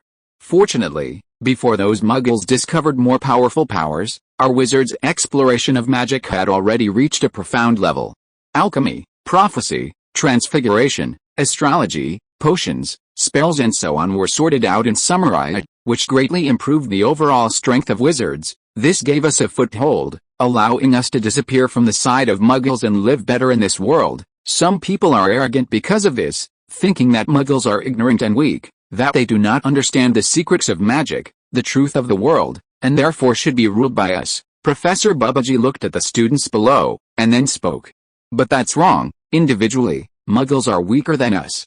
Even the adults among them can't stand up to our young wizards who've just learned the levitation charm, but collectively, we are no match for them, both in numbers and overall strength, and, remarkably, this gap has only widened in recent years. It's been a long time since wizards have seen a major breakthrough in power, but muggles are creating new things every day, some of which even our most powerful wizards can't achieve. Professor Babbage clapped his hands, and pictures flew out from the table in front of him, floating in front of the group. Those pictures recorded two massive explosions that had occurred. The huge, dazzling light was like the sun rising above the land. It was a nuclear bomb. Chapter 314, Thoughts on Muggles. But Professor, this thing won't work on us wizards, right? The Ravenclaw student raised her hand. She had obviously done her homework and had some familiarity with nuclear bombs. This was normal. When the two nuclear bombs exploded, the wizarding world was also shaken. Muggle apocalypse theories arose, and some extreme wizards even resorted to some brutal behavior. However, the Ministries of Magic and the International Confederation of Magicians issued a joint statement regarding this destructive weapon, claiming it posed no threat to wizarding safety, which helped to calm the impact. However, some wizards remained wary of muggles, and this caution was passed down. Gillian Lester's ancestors were such people, and it was one of the reasons she enrolled in Muggle studies. Indeed, before a Muggle nuclear bomb arrives, we can use apparition or portkeys to escape a certain distance. If we foresee it, we can even use broomsticks, which are much more convenient and faster than the transportation Muggles use, Professor Babbage said. Thus, the local wizards weren't seriously harmed by the nuclear bomb's explosion. The students below looked relieved, believing it was a weapon only effective against Muggles and ineffective against wizards. Even Guan Qiong and Hermione felt that a nuclear bomb would have no effect on wizards. It certainly possessed immense power, perhaps even Dumbledore couldn't unleash such potent magic. But it was too cumbersome, making it ineffective against wizards with apparition or other abilities. Professor Babbage's expression shifted to seriousness. You need to think differently, children, she said. She waved her wand, and something flew out from the side, landing between her and the students. It was a bow and arrow, a small crossbow, and a pistol. In the beginning, the only weapons the Muggles had that could threaten us were these. Professor Babbage pointed at the bow and arrow before her. It's obvious that only a small levitation spell, or other magic, is needed to deal with attacks from bows and arrows. Later, they began to have more powerful things, crossbows. Their power can penetrate thinner armor, and it is difficult for the levitation spell to act on them in time. When facing crossbows, we usually use the armor spell for protection, and until now, the weapon they can personally possess has been replaced with this. Professor Babbage pointed to the pistol in front of him. In the candlelight, the iron grain metal carried a cold breath. It's more powerful and faster. Even the Aurors might not be able to react in time. And indeed, this is true. Only exceptional wizards, highly skilled in the shield charm, can cast it to protect themselves the instant it strikes. Even if ordinary wizards react, the shield charm will be pierced by the bullet, and Muggles can mass-produce such weapons, even using them to build armies and bring them into battle. What do you mean? Gillian asked doubtfully. Meanwhile, Guan Qiong, standing beside her, seemed lost in thought, a thoughtful glint in his eyes. He seemed to understand Professor Babbage's point. The Muggles are growing stronger. Our individual strength, which we pride ourselves on, is being overtaken by them. Even though we can use all sorts of methods to deal with them, like confusion charms and other such methods, it's undeniable that their individual strength is growing stronger. In front of Professor Babbage, the three objects were arranged one after another, each one taller than the last. Finally, the images of nuclear explosions were arranged at the end of the three objects. They have a great affinity for packing immense power into small objects, and they possess a remarkable talent for this. Furthermore, they possess no shortage of immense power. Professor Babbage pointed his wand at the photographs behind him. When such power becomes portable, how many wizards will be able to escape? That's likely difficult. Jillian said. By then, they'll destroy themselves. Muggles always love to fight. Good idea, Professor Burbage nodded. He didn't argue with Jillian, but instead assigned homework as the bell rang. Muggle society isn't unitary, but pluralistic. Any factor could have profound consequences, altering their current situation and even affecting us. After class, go to the library and read a book called A Theory of Muggle Social Formation. I'll let you share your thoughts in the next class. As the bell rang, the students began to pack up and leave the Muggle Studies classroom. Guan Qiong and Hermione walked down the hallway, discussing what Professor Burbage had just said. According to Professor Burbage, it seems the gap between wizards and Muggles is widening. Their individual strength is increasing, and the peak power is so strong that we need to look up to them. Of course, in some areas, they are still far inferior to us, Hermione said thoughtfully. She was referring to magical beasts and certain matters concerning the soul, death, time, and other strange dimensions, where Muggle research has been stagnant. This is perhaps the last advantage wizards can retain. That's true, but we are not enemies of Muggles, Guan Qiong reminded with a flash of light. That's true, but there's no guarantee that all Muggles will think so. They are divided into different countries, each with its own principles and ways of doing things. Add to that a host of other factors, such as politics and religion, and there's no guarantee what they will think when they discover wizards. Perhaps they want to use wizards to start another world war, Hermione concluded. Her brow furrowed deeply, and she pondered what she would do if she were faced with such a situation. This was her contemplation of the future. Her goal was to become Minister of Magic, and managing relations with Muggles was a crucial part of that role. Furthermore, she believed that by the time she became Minister of Magic, the likelihood of these events occurring would greatly increase. After all, judging by the current development of Muggles, their overall technological level might reach a highly developed information age. Cameras would be ubiquitous, and correspondence would be as convenient as the telephone. By then, it would be even more difficult for wizards to remain hidden. Chapter 315 Giant Squid. While Hermione and Guan Qiong were discussing Muggle and wizard matters within the castle, outside Hogwarts Castle, where the lawn met the Black Lake, another Guan Qiong gazed at the lake before him. The Black Lake is a large lake within the school. First-year students must cross it by boat upon arrival, while subsequent students can arrive in carriages pulled by thestrals. The Black Lake is home to numerous magical creatures, including a colony of mermen. Guan Qiong vaguely remembered that these mermen would appear in next year's Goblet of Fire Tree Wizard Tournament, but he couldn't recall much more. After all, he had only watched clips of the later Harry Potter books online, leaving him with only a cursory impression, recalling some of the more famous scenes and plot points. Furthermore, the Black Lake also houses a giant squid, the pet of Godric Gryffindor, the founder of Hogwarts, which has lived there for 1,000 years. Guan Qiong had long suspected that this giant squid had been left by Gryffindor to fight the basilisk. After all, both were enormous, and Gryffindor and Slytherin had always had trouble coping. However, despite its enormous size and somewhat intimidating appearance, the giant squid was surprisingly friendly. On mild, sunny days, the young wizards at Hogwarts could spot it half lying on the shore, basking in the sun. Even approaching was safe, it wouldn't attack. If a wizard fell into the lake, it would use its tentacles to scoop them up. It felt like being wrapped in a soft blanket, was how one wizard who had been pulled out described it. Guan Qiong gazed at the lake before him, debating whether to enter. After all, the merpeople in the Black Lake had an agreement with Dumbledore not to harm Hogwarts students. That was the condition of their existence there. And with his strength, he didn't need to worry too much. Just then, a crisp, clanking sound, like shells colliding, came from behind Guan Qiong. Guan Qiong turned around and saw Luna approaching him, holding a string of seashells. These shells were pierced with holes and strung together with silver string. As Luna danced, the shells clashed against each other, creating a melodious sound. Guan Qiong, what are you doing here? Luna's eyes lit up upon seeing Guan Qiong, and she leaped over to him. Look, I'm going to make a wind chime out of seashells, so I can tell when the wind has blown. Without waiting for Guan Qiong's response, Luna excitedly displayed her creation, placing the chime before her with a delighted expression on her face. Shells of varying sizes, styles, and colors were strung together, separated by knots to give them enough space to bump against each other. Guan Qiong looked at the chime before him, then at Luna's trouser legs, which were soaked with water, and her shoes were stained with wet mud. It was something Luna would do. Sounds interesting. Guan Qiong waved her fingers gently, and the mud on Luna's shoes instantly disappeared. Returning to their original place, the wet trouser legs dried by the fire charm. I thought so too. What are you doing here? Luna asked again, sitting down beside Guan Qiong nonchalantly and looking at the black lake before her. I'm looking for the giant squid, but it seems to be sleeping now, Guan Qiong explained with a flash of light. The giant squid's movements are unpredictable and full of randomness.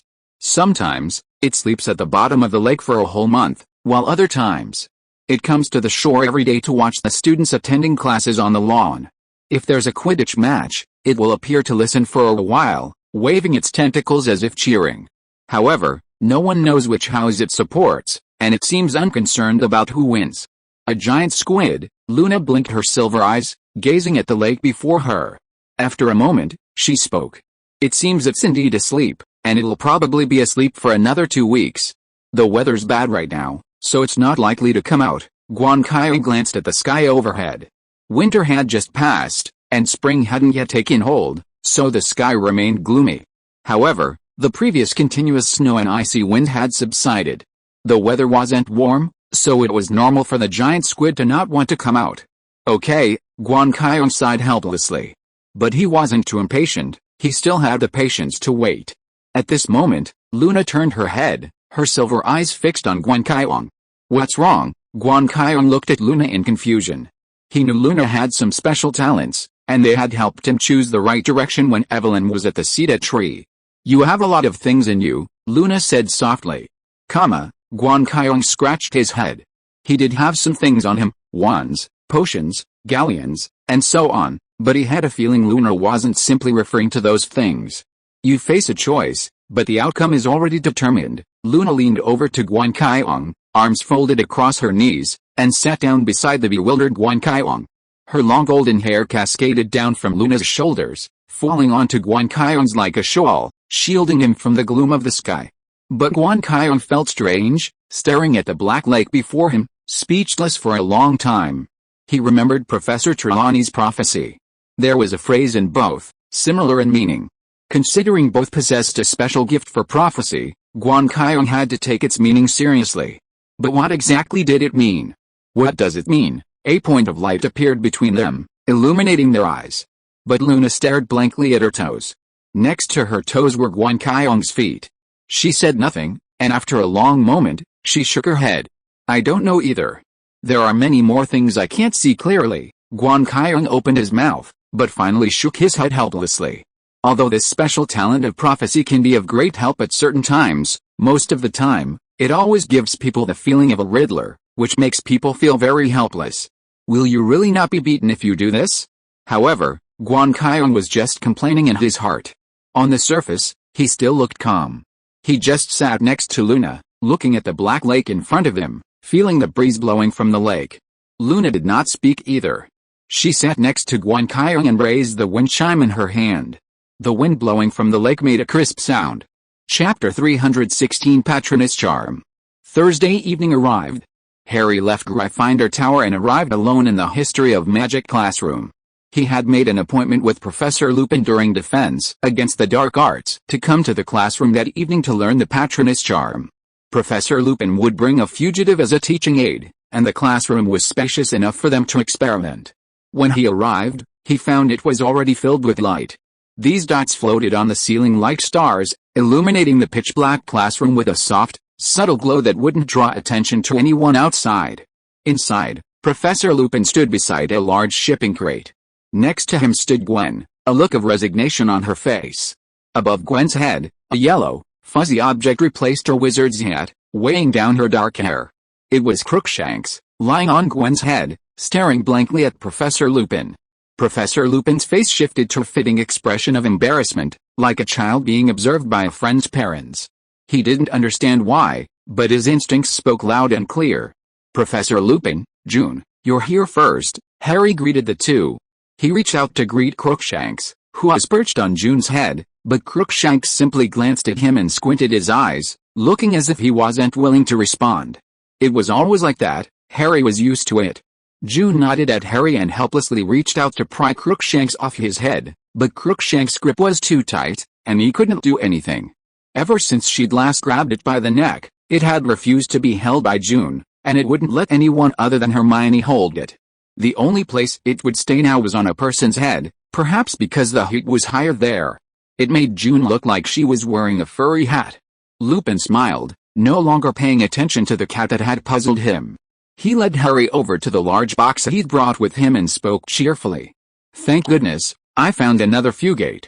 You can start learning the Patronus charm." "Thank you, Professor Lupin." Harry's eyes sparkled as he gazed expectantly at the box before him. Gwen, beside him, stopped arguing with Crookshanks and, cat in cat, looked over at Harry. They, too, were eager to see Harry's progress. One wanted to see how a normal wizard learned the Patronus charm and gain inspiration from it, while the other simply wanted to see if the savior was truly special enough to master such a profound spell in his 3rd year. "Well, first, I'll explain the principles of this spell and how to use it." Professor Lupin drew his wand, and Harry's expression grew serious. He swore he had never been so serious before. "Don't be too nervous. Although this spell is complex, it's actually not difficult. Many wizards can quickly master it once they understand the method," Professor Lupin said, glancing at Gwen. "First of all, the name of this magic is the Patronus charm, which you already know. And when you use it, the incantation is Expecto Patronus, Expecto Patronus," Harry chanted aloud, repeating it several times in a low voice, committing the word to memory. "Yes, just as the name suggests, this magic summons a guardian to watch over you. It can protect you from Dementors and another dark creature not found in Britain, the Voldemort. It's a positive force. Unlike other magic, when you chant the spell, you not only need to control your own power, but also recall those happy moments. Those interesting times. Only then will positive energy flow from your heart and enter the magic, giving it form," Professor Lupin continued. As he spoke, he glanced at Guan Qiong, a faint pity in his eyes. In his opinion, the reason Guan Qiong couldn't complete the Patronus charm and give it form was because he was an orphan, so his mind was too limited to happy memories. Years of loneliness had left him with little appreciation for beautiful and positive things, making it impossible for him to analyze his memories and give them power. "What does a Patronus look like?" Harry asked curiously. "It varies from person to person. Generally, it resembles their animagus form, but of course, it can also take on other forms, influenced by various factors. Some resemble their parents' patronuses, others resemble their loved ones, and still others are completely random," Professor Lupin explained. "So far, no one has discovered a set of rules to control the appearance of a Patronus, but they all function the same, to repel Dementors of all sizes and types. Therefore, it's not a significant concern." Guan Qiong's eyes flickered, but he didn't interrupt Lupin and Harry's conversation. Crookshanks, standing above him, wore a look of disdain, his tail flicking slightly, his expression filled with boredom. "You need to choose a moment that makes you happy. Then, wave your wand, and as you chant the spell, recall those happy memories," Professor Lupin instructed Harry, step by step. As he waved his wand, silver shards of light flew, and Harry watched his movements closely, memorizing every detail. This was the very purpose of professors. Spells can be learned in many ways, but the wand movements and other precautions and details involved in performing magic require guidance from professors. Otherwise, practicing on your own would lead to a lifetime of learning. "Expecto Patronus," Harry shouted, waving his wand as he recalled his first time riding a broom.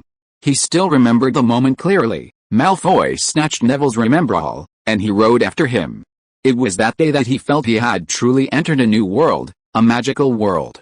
As he ascended into the air on his broomstick, he had a profound understanding of this. When he saw the majestic Hogwarts castle in the distance, a surge of awe surged within him. As he danced and soared through the air, he felt a freedom he had never felt before. And joy, from that, sprang forth. "Expecto Patronus," Harry cried out. Chapter 317 Harry's Study. The first few times Harry's wand didn't react at all, but as he focused his mind on that memory, immersing himself in that moment, it began to transform. A cloud of silvery white gas erupted from the tip of his wand. Though it quickly vanished, it was undeniably real. "It's responding," Harry exclaimed excitedly, his eyes brightening as he looked at Lupin and Guan Qiong beside him. Guan Qiong smiled and nodded, and Lupin also smiled. "Excellent, Harry, you're incredibly talented. It's incredible that a third-year student has mastered the art so quickly," Lupin praised. Then, Pointing to the large cargo box nearby, he said, "Now, let's move on to the next step of training, solidifying your magic under the pressure of the Dementors." "I'm ready," Harry said excitedly, his right hand gripping his wand tightly, his eyes fixed on the box, anticipating what would emerge. He was fully prepared, his mind replaying the first time he rode a broomstick. But an inexplicable thought, like a shadow in the sun, lingered in his mind, distracting him. It was the sound he'd heard twice before when facing the Dementors, his mother's cries. Now, facing the Dementor that Fugate had become, he couldn't help but recall that painful cry. Even though he kept telling himself to stay calm, the more he tried to ignore it, the louder it grew. Until recently, it had been like a ringing in his ears. Meanwhile, Lupin had already opened the lid of the trunk. A thick black mist appeared, swallowing up some of the surrounding light. The classroom darkened, a chilling atmosphere darkening the night. A rotting hand, bones visible, reached out from the trunk and grasped its edge. Then, a hooded figure crawled out and looked directly at Harry. As if an invisible hand were gripping his throat, Harry felt his breathing become labored, his body temperature steadily fading, his vision blurring, and his senses evaporating. He felt as if he were sinking into the deepest darkness. The classroom and the Dementors vanished, as did Professor Lupin and Gwen. Everything vanished, leaving only that voice. "Don't touch Harry. Don't touch Harry. Please. Please," he heard it again. In the History of Magic classroom, Gwen stared at the situation in bewilderment. After the Dementors appeared, Harry's condition deteriorated. Though he remained resilient in chanting spells, it was clear that he could no longer recall happy memories or even summon his magical powers. While the Dementors that Fugate had transformed into lacked the Dementors' ability to absorb happiness, their own unique properties allowed them to drown in fear and pain, a power that shared some similarities. This inevitably caused Harry to fall into fantasy. His eyes trembled violently, his body trembling. He was about to be devoured whole by the Dementor transformed by Fugged. Just then, Lupin stepped forward, standing between the Dementor and Harry, waving his wand and shouting at the Dementor. Ridiculous, this was the magic he had learned in class, the magic to counter Fugged. Fugged immediately transformed, from a cloaked Dementor into a cooing raven. The raven's tail, longer than its body, dragged to the ground like a black cloak. Lupin let out a long sigh, ignoring Fugged, and turned to check on Harry, who lay pale on the ground. Guan Qiong also stepped forward, opening her magical perspective. Harry's vital circuits were not significantly affected, only slightly distorted, probably due to the influence of Fugged's power. It causes this kind of damage by inducing fear in people. If it persists for too long, the person could die from the fear, their vital circuits twisted beyond recognition. "Harry! Harry!" Lupin called out, shaking Harry's shoulder, and Harry awoke. Harry opened his eyes, and the first thing he saw was Lupin, his face tense, with Gwen beside him and Crookshanks hanging above her head. The darkness had vanished, and the classroom was still lit by the bright lights. The voices in his ears had all faded. "Sorry," he whispered, struggling to sit up. Only then did he realize that his back and forehead were covered in cold sweat. The clothes he was wearing were soaked with a juice, sticking to his body and making him feel very uncomfortable. "Are you okay?" Lupin asked, holding out the chocolate frog he had prepared. "I'm fine." Harry nibbled at the chocolate frog, feeling a warmth radiate from his stomach and spread through his limbs, stopping the shivers and sweat. "Let's try again. It's normal to fail the first time. This is a very advanced spell, and you've done very well," Professor Lupin said. However, he looked at Harry's condition and added with some concern. "Of course, you can also choose to rest. This spell takes more than one try, and you're not on the best condition right now. Perhaps going back to sleep and trying again in a few days would be a good option." No, I want to continue," Harry said firmly, finishing the rest of his chocolate frog in a few bites and standing up. With little time left before the Gryffindor vs Ravenclaw match, he needed to master this spell a little more so that he could handle any situation he encountered during the match. Although Guan Qiong had given him some methods for dealing with situations like last time, more methods are always better, right? Lupin looked at Harry, as if he saw someone else in him. He sighed before speaking. "Okay, keep practicing. Maybe you can find other moments. There are also differences between positive moments. Some moments can bring about several times more positive emotions than others. Perhaps you could try that and it might be more effective." "Okay," Harry nodded, searching his mind. Which moment should he choose? Life at Hogwarts was always joyful, even during final exams, and the thought of the upcoming holidays could squeeze some joy out of him. Of course, summer vacation was out of the question. The Dursleys brought only pain. If he thought about that time, he might summon a Patronus or a Dementor. I recommend a book from a friend in the author group, Everyday Love from Tokyo. A young man wanders through the city, his life a difficult one. After his parents pass away, he becomes a parent, burdened with the responsibility of caring for his younger sister. The system's companionship adds to his fantasy, and the quests he issues are bizarre. Meeting a girl changes his destiny, and the Tokyo story is filled with adventures. The author is at Sun Dear Beautiful Girl, but I don't know about the others. If you are listening to this novel on a channel other than Fanfic World, it means it was downloaded and re-uploaded without effort. We warmly invite you to visit our channel, Fanfic World. There you will find the original version of this story and many other novels of various genres.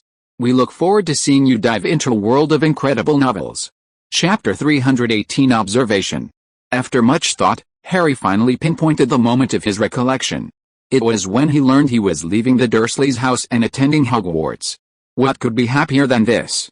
Leaving behind the Dursleys, who had always abused and brought him pain, and entering a new world, these two joys intertwined, a joy even greater than when he'd been riding his broom. After confirming the memory, he nodded to Lupin, indicating his readiness. Focus, believe in yourself, you can do it, Professor Lupin encouraged. He stood in front of the crate, one hand on the lid, ready to pull it open. While Harry was unconscious, he had already captured the fugate back inside, ready for its next use. Seeing Harry fully prepared, Lupin opened the lid and stepped aside to avoid any disturbance. A cold, eerie atmosphere returned to the classroom, dimming the moment before. The tiny points of light, affected by the Dementor's presence, fled in all directions like frightened fireflies. Guan Qiong stared at the specks of light in the air, his eyes filled with interest. He had, of course, created those specks of light, but after Fuggs became a Dementor, for some unknown reason, he had temporarily lost control of them. It was as if some higher being had appeared. He held his wand in his right hand and gently waved it. The light of the Patronus charm appeared at the tip of his wand. The moment the silver mist appeared, Guan Qiong felt as if he had regained control of the specks of light, and everything returned to normal. Divinity? Watching the specks of light in the air and the rising dark aura, Guan Qiong had a thought, but he stopped moving to avoid affecting Harry. He sheathed his wand, returning everything to its previous state. However, the glint of interest in his eyes deepened, his gaze fixed on the box in front of Harry. A cold, mangy hand slowly reached out, followed by a cloaked, hooded figure. The light in the classroom dimmed, as if swallowed by the figure. Harry also felt the changes in his body. His temperature began to drop, and darkness engulfed his vision. The entire classroom began to vanish, and everything seemed the same as before. But Harry was prepared. He recalled the happiest moment he had decided on earlier, and waved his wand, shouting loudly, "Expecto Patronus, Expo Patronus, Expo Patronus." He felt like he was shouting with all his might, but the sound that reached him was distorted, as if coming from far away. And it wasn't his usual voice. It was sharp, stretched, and weak, like the sound of someone dying. However, this time, Harry's wand changed. Unlike before, nothing happened. Instead, streams of silver light appeared at the tip of his wand. The Dementor that Fugate had transformed into stopped in its tracks, stopped in front of Harry, and didn't move forward. Normally, the objects a Fugtag transforms into don't possess the properties of those objects. For example, when it's a spider, it doesn't fear being eaten by birds, and when it's a balloon, it doesn't fear being pricked by needles. These are merely its transformed forms, just as a person wouldn't be afraid of a street cat just because they're wearing a shirt with a mouse on it. Similarly, it doesn't possess the abilities of the transformed object. However, surprisingly, when it transforms into Fugtag, it miraculously possesses certain special properties, capable of affecting the light emitted by Guan Qiong and being affected by the Patronus charm. Because of this, when Harry's wand shone, it faltered, simply standing there, staring blankly at Harry. Guan Qiong's eyes lit up, fixed on Harry and the Dementor before him. At the moment Harry's Patronus charm and the Dementor appeared simultaneously, he seemed to witness something strange, something different from magic or life force, a more special power. The power was so high that he had previously been unable to see it. However, Harry's Patronus charm was only half formed, not yet fully formed, and the Dementors were transformed by Fugate. These two were fundamentally degraded forms of the Patronus charm and Dementors, and therefore, the collision of their respective powers allowed Guan Qiong to see more. It was like mist, or a thin, ethereal veil, seemingly otherworldly, dancing in the air, incongruous with its surroundings. Its entire presence was like oil floating on water, completely unresponsive to everything else in the space, as if from another dimension. It was divinity.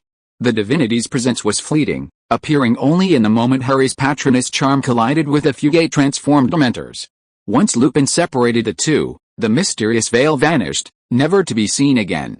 Lupin strode out from in front of Harry, cast a spell specifically designed to deal with Fugate's Dementors in the air, and then drove it into the cargo box.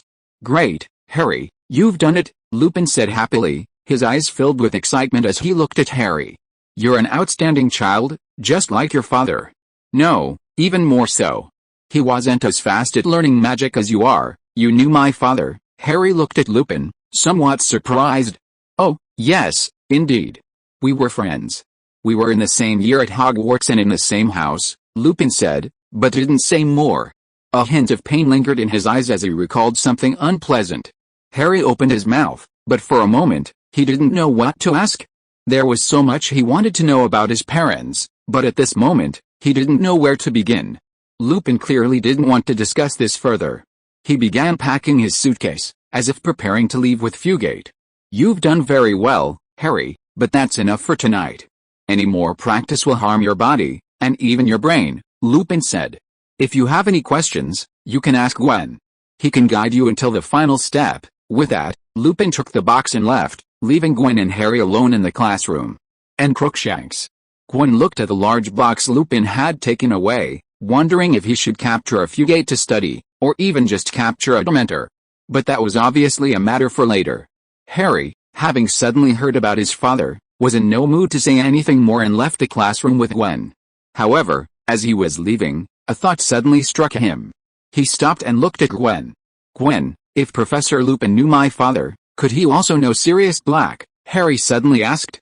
"Very likely." Gwen glanced at Harry, and a light appeared between them. Harry's eyes suddenly grew strange, and his mouth opened and closed. He seemed to have thought of something, but he was unsure and couldn't bring himself to express it. He simply followed Gwen in silence. Guan Qiong probably guessed something, but didn't want to say anything more. The two of them returned to the Gryffindor common room together. Chapter 319 Cat and Cat. Life at Hogwarts was peaceful and fulfilling. Harry and Ron would often run into Gwendolyn in various places, sometimes with Hermione by their side, and sometimes just Gwendolyn. Quidditch practice began as scheduled, and Harry's life became repetitive and busy. He spent 1/3 of his time in class, another third on homework, and the final third on Quidditch practice.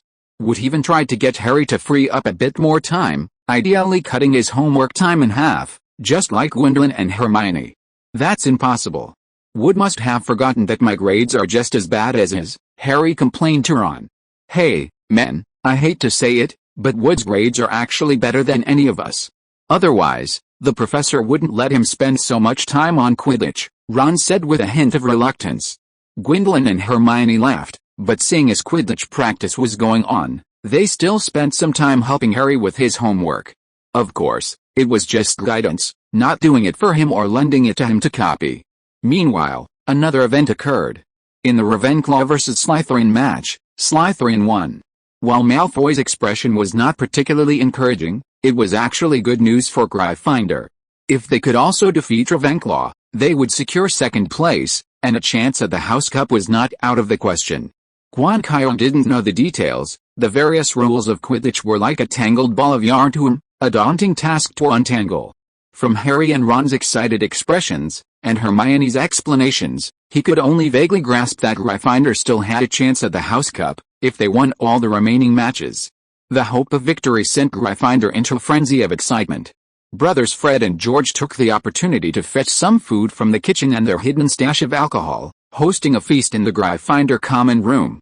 In this lively atmosphere, everyone forgot what was happening outside, the Dementors still outside the school, and the fugitives still at large.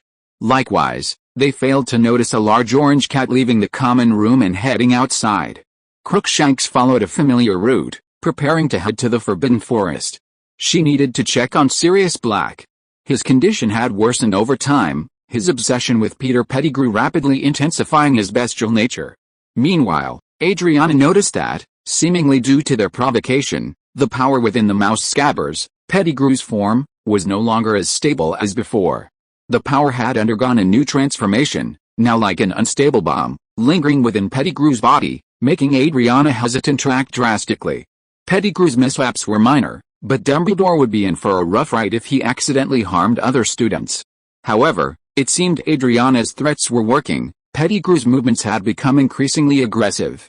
If Ron hadn't been watching closely, he would have already fled Hogwarts. So, this time, Adriana had discussed with Sirius Black the opportunity to scare Peter Pettigrew again and make him leave on his own. If possible, it would be best if Sirius Black did it himself. That way, the little mouse would definitely not dare stay in Hogwarts Castle again. Just as Adriana reached the castle gate, ready to leave, she suddenly saw a tabby cat standing there, as if waiting for someone. Adriana thought the cat looked familiar, but Hogwarts had all sorts of pets. And cats were certainly a common sight. Perhaps this one was just one she'd stumbled upon, leaving a lasting impression. Adriana ignored it and continued walking. However, as she passed the cat, it suddenly stretched out a paw, blocking her way. "I thought you were dead, Adriana. I haven't heard from you in all these years," the cat said in a deep, solemn voice, tinged with both joy and a thick layer of anger. Adriana froze, staring at the tabby cat before her. The cat, in turn, stared at her with an indescribable expression. "Minerva?" Adriana asked in surprise, then a rare smile crossed her gloomy face, as if struck by something, as she gazed at the now tabby Minerva McGonagall. "Ha, I didn't recognize you. Your animagus form has changed quite a bit. I remember you had fewer patterns before, more like a solid-colored cat," Adriana said teasingly. "You've changed quite a bit too. You weren't this ugly before," McGonagall retorted, disapproving of Adriana's current appearance. "What a surprise. What did I hear? You're actually joking. Oh my god, are you really Minerva?" Adriana circled the tabby cat before her, as if trying to discern the soul within. "People change all the time, and cats change even more than people," McGonagall uttered a slang phrase from somewhere unknown. Then, she fixed Adriana with a stern gaze and spoke in a tone of oppression. "Why did you become my student's pet? And who are you going to see?" McGonagall's eyes grew menacing, as if she already knew the answer, the question merely a formality.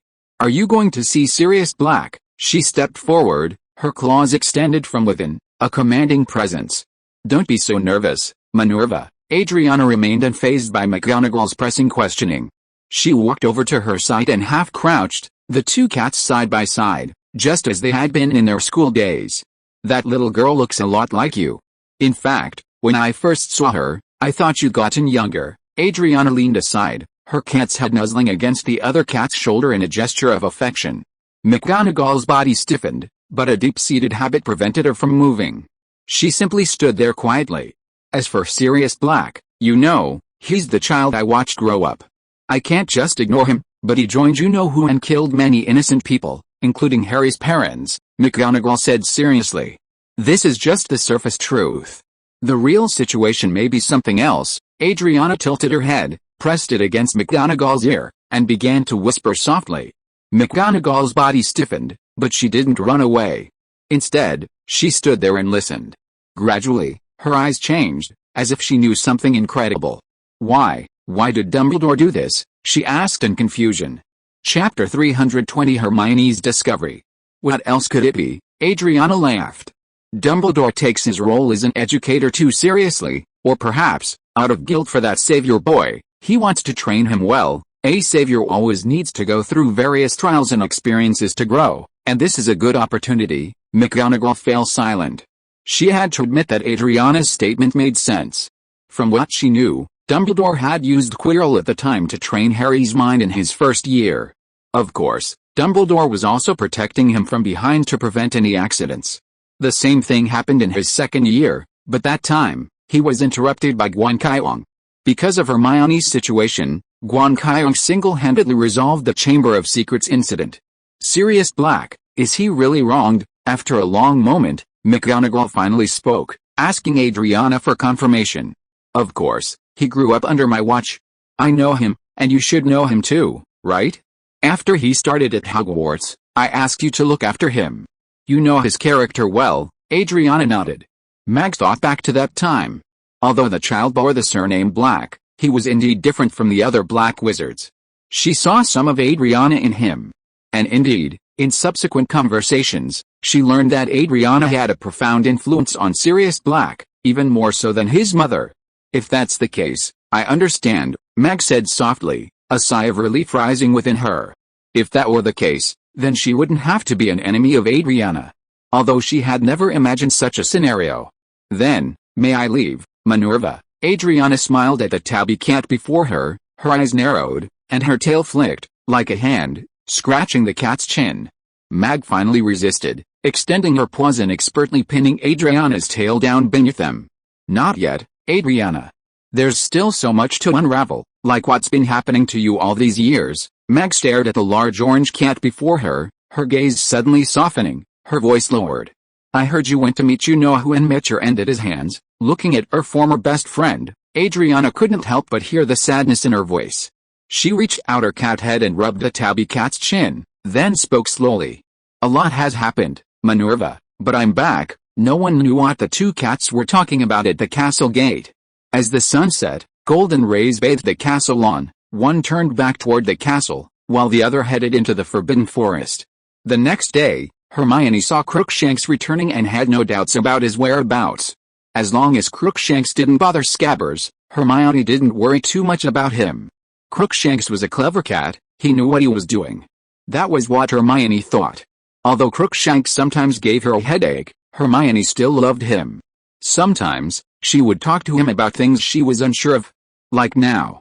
Hermione grabbed Crookshanks, who had entered the Gryffindor common room, and pressed his paws onto the table so he could see what was in front of her. A copy of How to Identify a Werewolf.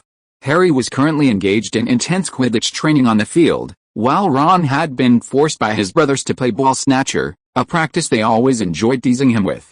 As for Gwen, he and another Hermione were in the library, looking through the files on Buckbeak's case. This was intentional on Hermione's part. She didn't want to expose her thoughts. It wouldn't matter to Harry and Ron, but if Gwen saw what she was reading, she'd probably understand instantly and guess the truth. Crookshanks, held in Hermione's arms, leaned over and looked at the book on the table. He grunted twice, unsure what she was up to. "Crookshanks, what do you think, Professor Lupin? Could it be a werewolf?" Hermione asked, somewhat hesitantly. On the table before her, next to the copy of How to Identify a Werewolf, was a piece of parchment with her recent notes. Characteristics of werewolves: they disappear every month during the full moon and return in a weakened state. Werewolves typically live in poverty, as reflected in their clothing, and they don't have much energy to care for themselves. Wolfsbane potion, which allows a werewolf to maintain its sanity during transformation, requires a master alchemist to create. Therefore, it's possible to encounter werewolves in the vicinity of such a master alchemist, though the probability is low. Werewolves primarily fear the full moon, which evokes painful memories of their transformation and their own miserable lives. The above lists several ways to identify a werewolf, and almost every one of them matches Professor Lupin's. In fact, Hermione had already harbored suspicions when Snape came to teach Lupin's defense against the dark arts class, especially since the class was about werewolves. Initially, Hermione simply believed it was a disgusting frame-up by Snape, intended to force Lupin out of Hogwarts and secure the coveted position of Professor of Defense against the dark arts. But as her understanding of werewolves deepened, coupled with other events like Professor Lupin's weakened condition following his illness and Fugate's transformation into the moon when confronting him, and Harry's earlier mention of Gwendolen delivering medicine to Lupin on behalf of Snape, Hermione grew increasingly suspicious of Lupin's true identity.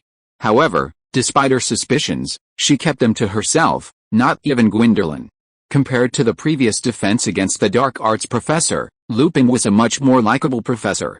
His lectures were humorous and kind, and nearly every student loved him.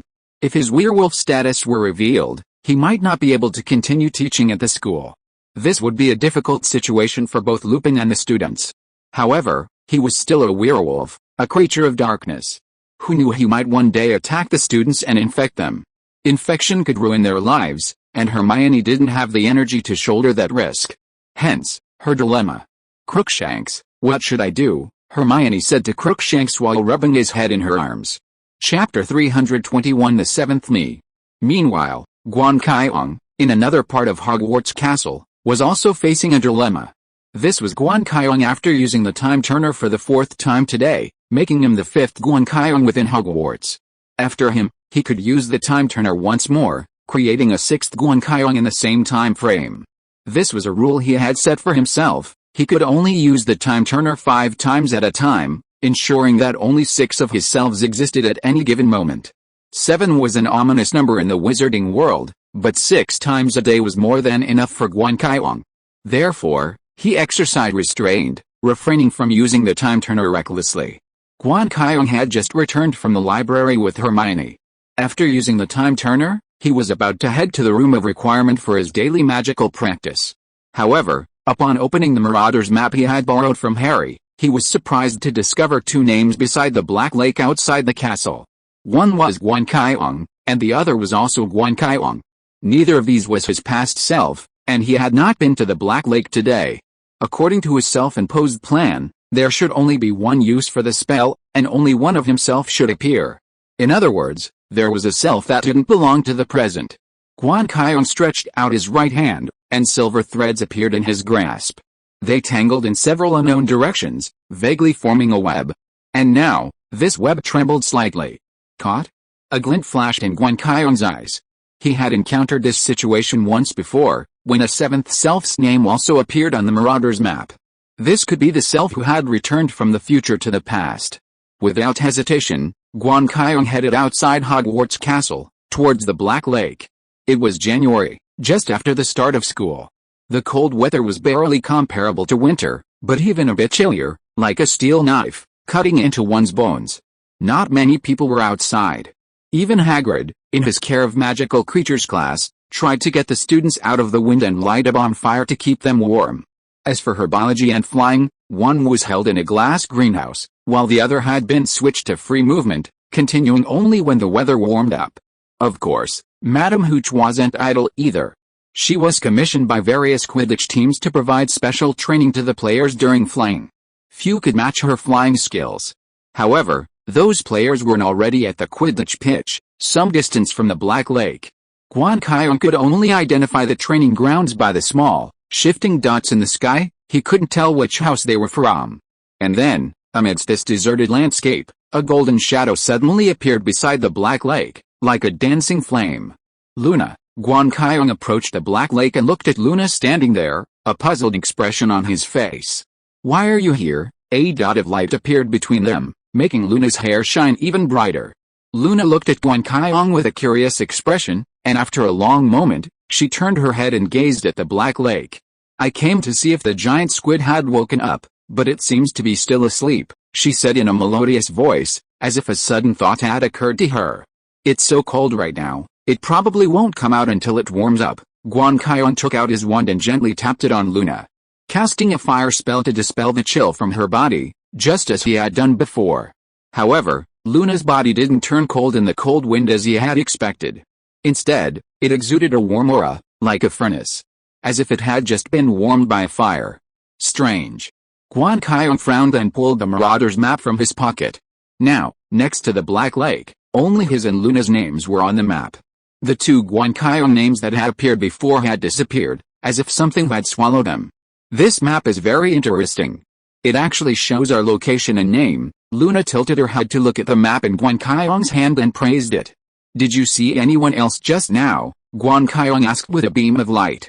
Luna thought for a moment, a flicker of confusion in her eyes before she shook her head. "No, I'm alone here." Guan Qiong looked at Luna, then at the map in his hand. Though he wasn't sure what was going on, he decided to trust her. However, some doubts remained. With his doubts, Guan Qiong and Luna collected shells by the Black Lake for a while before returning to the castle alone. Once inside, he immediately found a deserted corner, took out his time turner, and prepared for one final time shift. He wanted to take a look. Time returned to the past.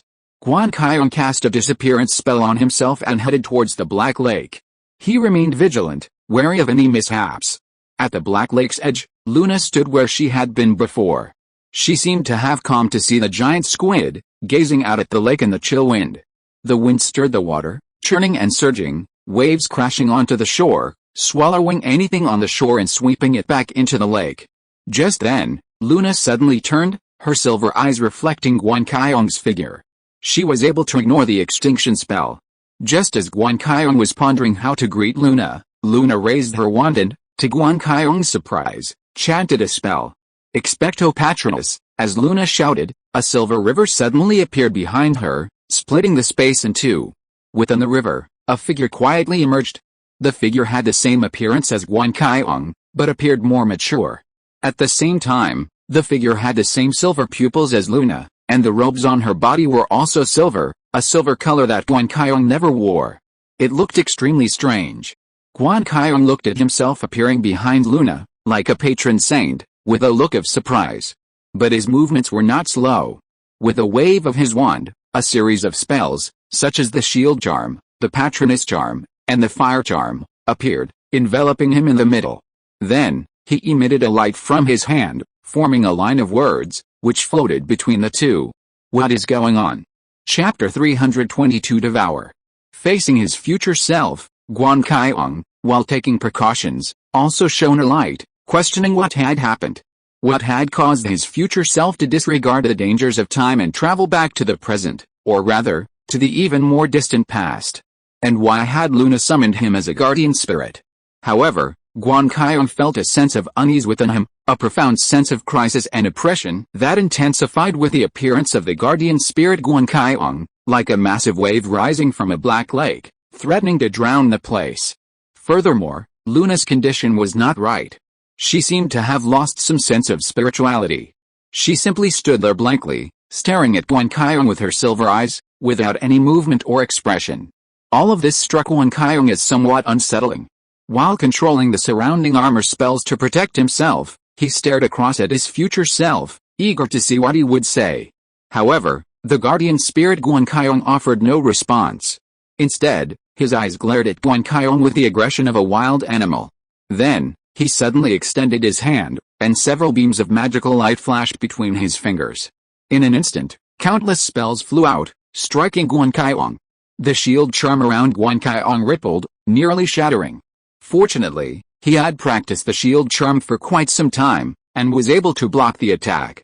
Before acquiring the time turner, he had devoted most of his time to practicing magic. After acquiring the time turner, he dedicated even more time to this practice. The shield charm's magical circuits resembled repeating triangles. These combined forces dispersed the incoming force when attacked, protecting the user. Some skilled wizards could invent new tricks with a shield charm, manipulating it to rotate the moment the attack struck, weakening the magic in other directions or even deflecting it directly. However, this required exceptional timing and proficiency in the shield charm. Those skilled in this technique were typically experienced aurors, a level Guan Qiong had not yet reached. Just as Guan Qiong blocked the attack, the patronus, Guan Qiong, waved his hands, and more magic came barreling down upon him. Some were familiar, like fire spells, freezing spells, and forgetfulness spells, but many were unfamiliar. The spells rained down upon Guan Qiong like a machine gun, and for a moment, a vortex of magical circuits filled his vision. Guan Qiong raised his wand, and the radiance of the shield charm blocked his path like an iron wall. Simultaneously, he flicked his right hand, and a ring flew out, transforming into a giant serpent around him, encircling and protecting him. But this time, the situation was different. Ripples continued to form from the shield charm, seemingly endless, placing immense pressure on Guan Qiong. The constantly exploding flames raised the temperature of the surrounding area considerably. Strangely, a strange barrier seemed to be surrounding them, confining the collision of magic to a small area, rendering the rest of the Hogwarts unaware. Guan Qiong looked at the armor spell before him, gritted his teeth, and swung his wand. A little further forward, the giant snake Jormungandr charged towards Luna and the patroness, ready to restrain them. No matter what, he had to restrain them first. He had just noticed that his future self didn't have a ring on his hand. He wasn't sure why. But this gave Guan Qiong an opportunity. Jormungandr, with its heart of stone and its life circuit of fire spells, was a nightmare for most weak wizards. Their magic needed to be powerful enough to resist Jormungandr, and a single swipe of Jormungandr's tail could shatter their internal organs. Guan Qiong, of course, didn't want to harm Luna and his future self, so he simply controlled Jurmungander's tail, trying to restrain them. At that moment, the patroness, Guan Qiong, underwent a strange transformation. He spread his arms, and his body, from the waist down, suddenly began to transform. His legs gathered into a ball, like a snake's tail. Then, the tail split open, transforming into black tentacles that grew larger and reached out towards Jurmungander. Startled, Jurmungander flailed violently, but the tentacles' force was as vast as a mountain or sea, and even Jurmungander struggled to break free. At the same time, behind the patron saint, Guan Qiong, another figure emerged. It was a black figure, hooded, its lower body floating, resembling a Dementor. But unlike a Dementor, this one appeared more complete, lacking the Dementor's aura of decay. Instead, it held a sacredness of death. Furthermore, in its hand, it wielded a massive scythe, a full body length, its sharp edge radiating as if it could rip space apart. And indeed, the scythe shattered space. The moment the dark figure appeared, it slashed heavily towards Guan Qiong. All defenses seemed to fail before Guan Qiong. His armor was completely ripped apart, as were the walls of fire and ice he had used to block it. Even Jurmungander was cut in two, struggling in agony. Before Guan Qiong could react, the tentacles of the guardian Guan Qiong swept towards him, entangling his body and dragging him into the air. Guan Qiong tried to unleash his magic, but found that the magic within him had become violent and chaotic, as if it had encountered a nemesis, and he could no longer summon it. Finally, a huge white cavity appeared in the guardian Guan Qiong's stomach, and Guan Qiong was dragged into it and swallowed alive. No matter how he struggled, it was useless. The traces of magic and Jurmungander vanished with Guan Qiong, and everything returned to normal. The guardian Guan Qiong's figure gradually faded, leaving only Luna. Her eyes gradually regained color, their hazy emptiness resurfacing. She surveyed her surroundings, her head tilted. A moment later, another Guan Qiong appeared, approaching Luna. Puzzled, she pulled out the Marauder's map and cast a fire spell to warm her. However, she discovered that Luna was unusually warm, as if she had been standing by a fire. "Did you see anyone else?" Guan Qiong inquired. "No, I'm alone here," Luna replied. Chapter 323 Changes. Guan Qiong opened his eyes. He climbed to his feet and looked around. Although it was utterly dark, he could vaguely see where he was. In the Gryffindor dormitories. It was around 4 or 5 in the morning. The moon had already set, and the sun had not yet risen. Only a few stars illuminated the surroundings outside the window. Guan Qiong looked at the calendar next to him with a hint of doubt. It was January 17th. A normal day. Yesterday was January 16th. He and Hermione were studying in the library. He followed Crookshanks to watch her conversation with Professor McGonagall at the door. He practiced a patroness charm and the enigmas in the abandoned classroom, and other things. And he had to find Luna. Guan Qiong's eyes flickered with confusion. He remembered everything that happened yesterday. He saw 2 of his own names on the Marauder's map and speculated that one of them was his future self, the time creature. According to the laws of time, the moment he saw his other self's name there, it meant that after another time shift, he had to go there. Because it had already happened, and he had observed it. In the realm of time, information plays a crucial role, forming the framework and foundation of time. During his final time shift, he also encountered Luna by the Black Lake, along with a him she summoned, a patroness-like figure. That future self, he knew only too well. But for unknown reasons, he was attacked by his future self. Guan Qiong reflected on yesterday's events, noting that his future self seemed unbalanced, less conscious than a beast. Its attacks on him were more like a beast's prey. And so it turned out. Facing his future self, who possessed greater magic and power, Guan Qiong was no match for his present self, ultimately defeated and captured. Recalling what he had seen yesterday, half of his future self's body transformed into tentacles. Guan Qiong nodded slightly. That was indeed the enigma's form he had considered, but he had never found the opportunity to try it. But what was the toted figure he summoned later? An upgraded Dementor? Or perhaps a patroness? It couldn't possibly be the legendary Grim Reaper. Guan Qiong wasn't sure, but he couldn't deny that the figure's power was truly immense, far beyond the capabilities of his current self. He even had a feeling that even among the professors at the school, few could stand up to it. Perhaps only Dumbledore and Professor Flitwick could do it. He wasn't even sure if Professor Flitwick could even stand up to it.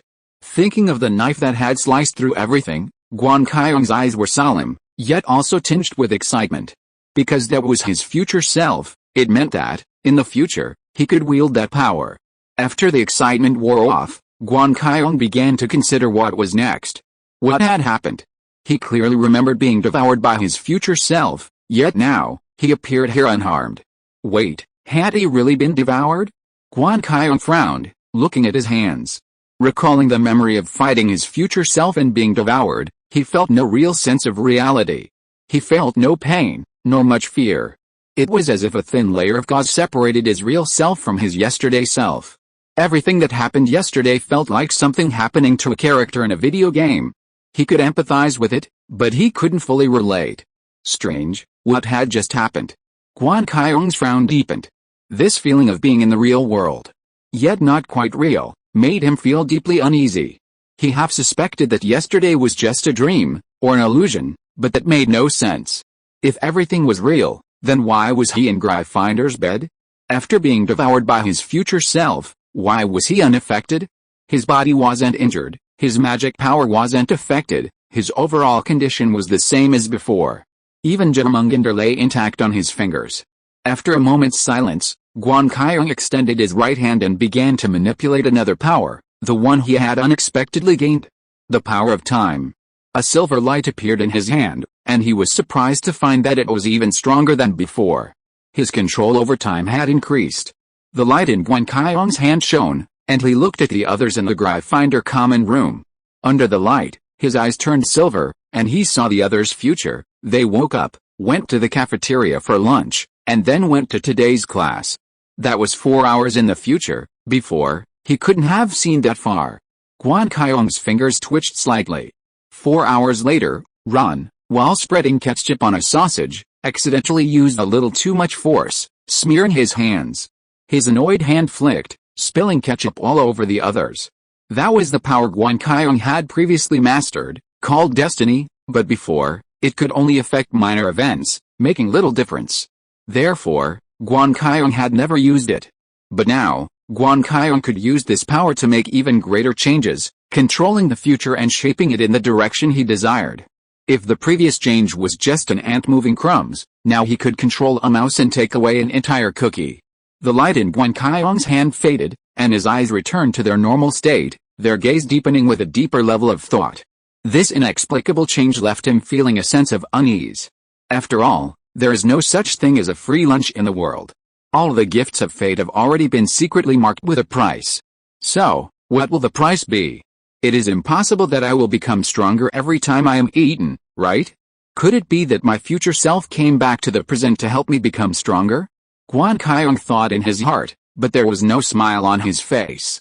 In the following time, Guan Qiong tried all kinds of magic and used all the means he could think of to check his body and the surrounding situation, but he did not find anything strange. The power in his body did not decrease, and the power of time increased instead. The surrounding environment can also be confirmed. It is not a dream, nor a replay of the pre-death marquee. The only thing that has changed is something that is reasonable. Guan Qiong looked at the time converter in his hand. The inscription on it read, "You will face a choice, although the result has already been determined." Chapter 324, A Day's Routine. The prophetic words reappeared before Guan Qiong like a nightmare. She stared at the time turner in her hand, motionless for a long time. She wondered if throwing it away would work. She thought with a toothache, but ultimately she put the time turner away. Escape and weakness wouldn't solve the problem. Ultimately, she had to find a solution on her own. After all this trouble, the sky was already illuminating with a golden glow. The sun was rising, heralding a new day. The students in the Gryffindor dormitories began to wake up one after another and flocked to the dining hall to enjoy breakfast. Perhaps because he wasn't fully awake, Ron wasn't paying attention when squeezing the ketchup, and it ended up all over his hands. He then flung it all over the others, causing the other students at the table to yell. But that was just a side note. After breakfast, Guan Qiong joined them for their classes. Divination class went on as usual, and Professor Trelawney had returned to his usual demeanor, his mysterious presence gone. Hermione, as usual, resisted the lesson, but under Guan Qiong's guidance, she began to understand the deeper meanings. For example, Professor Trelawney's speech skills and his ability to guide people's thinking were crucial skills. These skills would be extremely useful in the workplace, especially for those aiming for high positions. They were practically essential. Furthermore, the second semester's divination class focused on palmistry, a valuable exercise in forging one's courage. After all, crafting convincing and smooth statements based on a person's hand took considerable courage, and Neville Longbottom certainly wasn't particularly gifted in that area. Hermione, however, didn't need it. After divination class, Guan Qiong and Hermione used a time turner, allowing them to simultaneously study ancient runes in a different location. This was a pure, classical study. While some believed that ancient runes held powerful powers capable of elevating one to new heights of magical prowess, Guan Qiong and Hermione's study of ancient runes seemed like just another ordinary course. From Guan Qiong's perspective, the professor, Bathsheba Barbling, didn't appear unusual. She was just like any other wizard. Of course, compared to other electives, ancient runes did have some unique characteristics. The homework was incredibly demanding. After each class, Guan Qiong and Hermione spent nearly 3 times as much time as other classes. This was primarily because ancient runes were a completely new language system, much like the oracle bone script of the distant East, making them incredibly difficult to decipher. Furthermore, they needed to master and apply these runes to write essay after essay, a truly daunting task. Fortunately, Guan Qiong and Hermione had each other's company.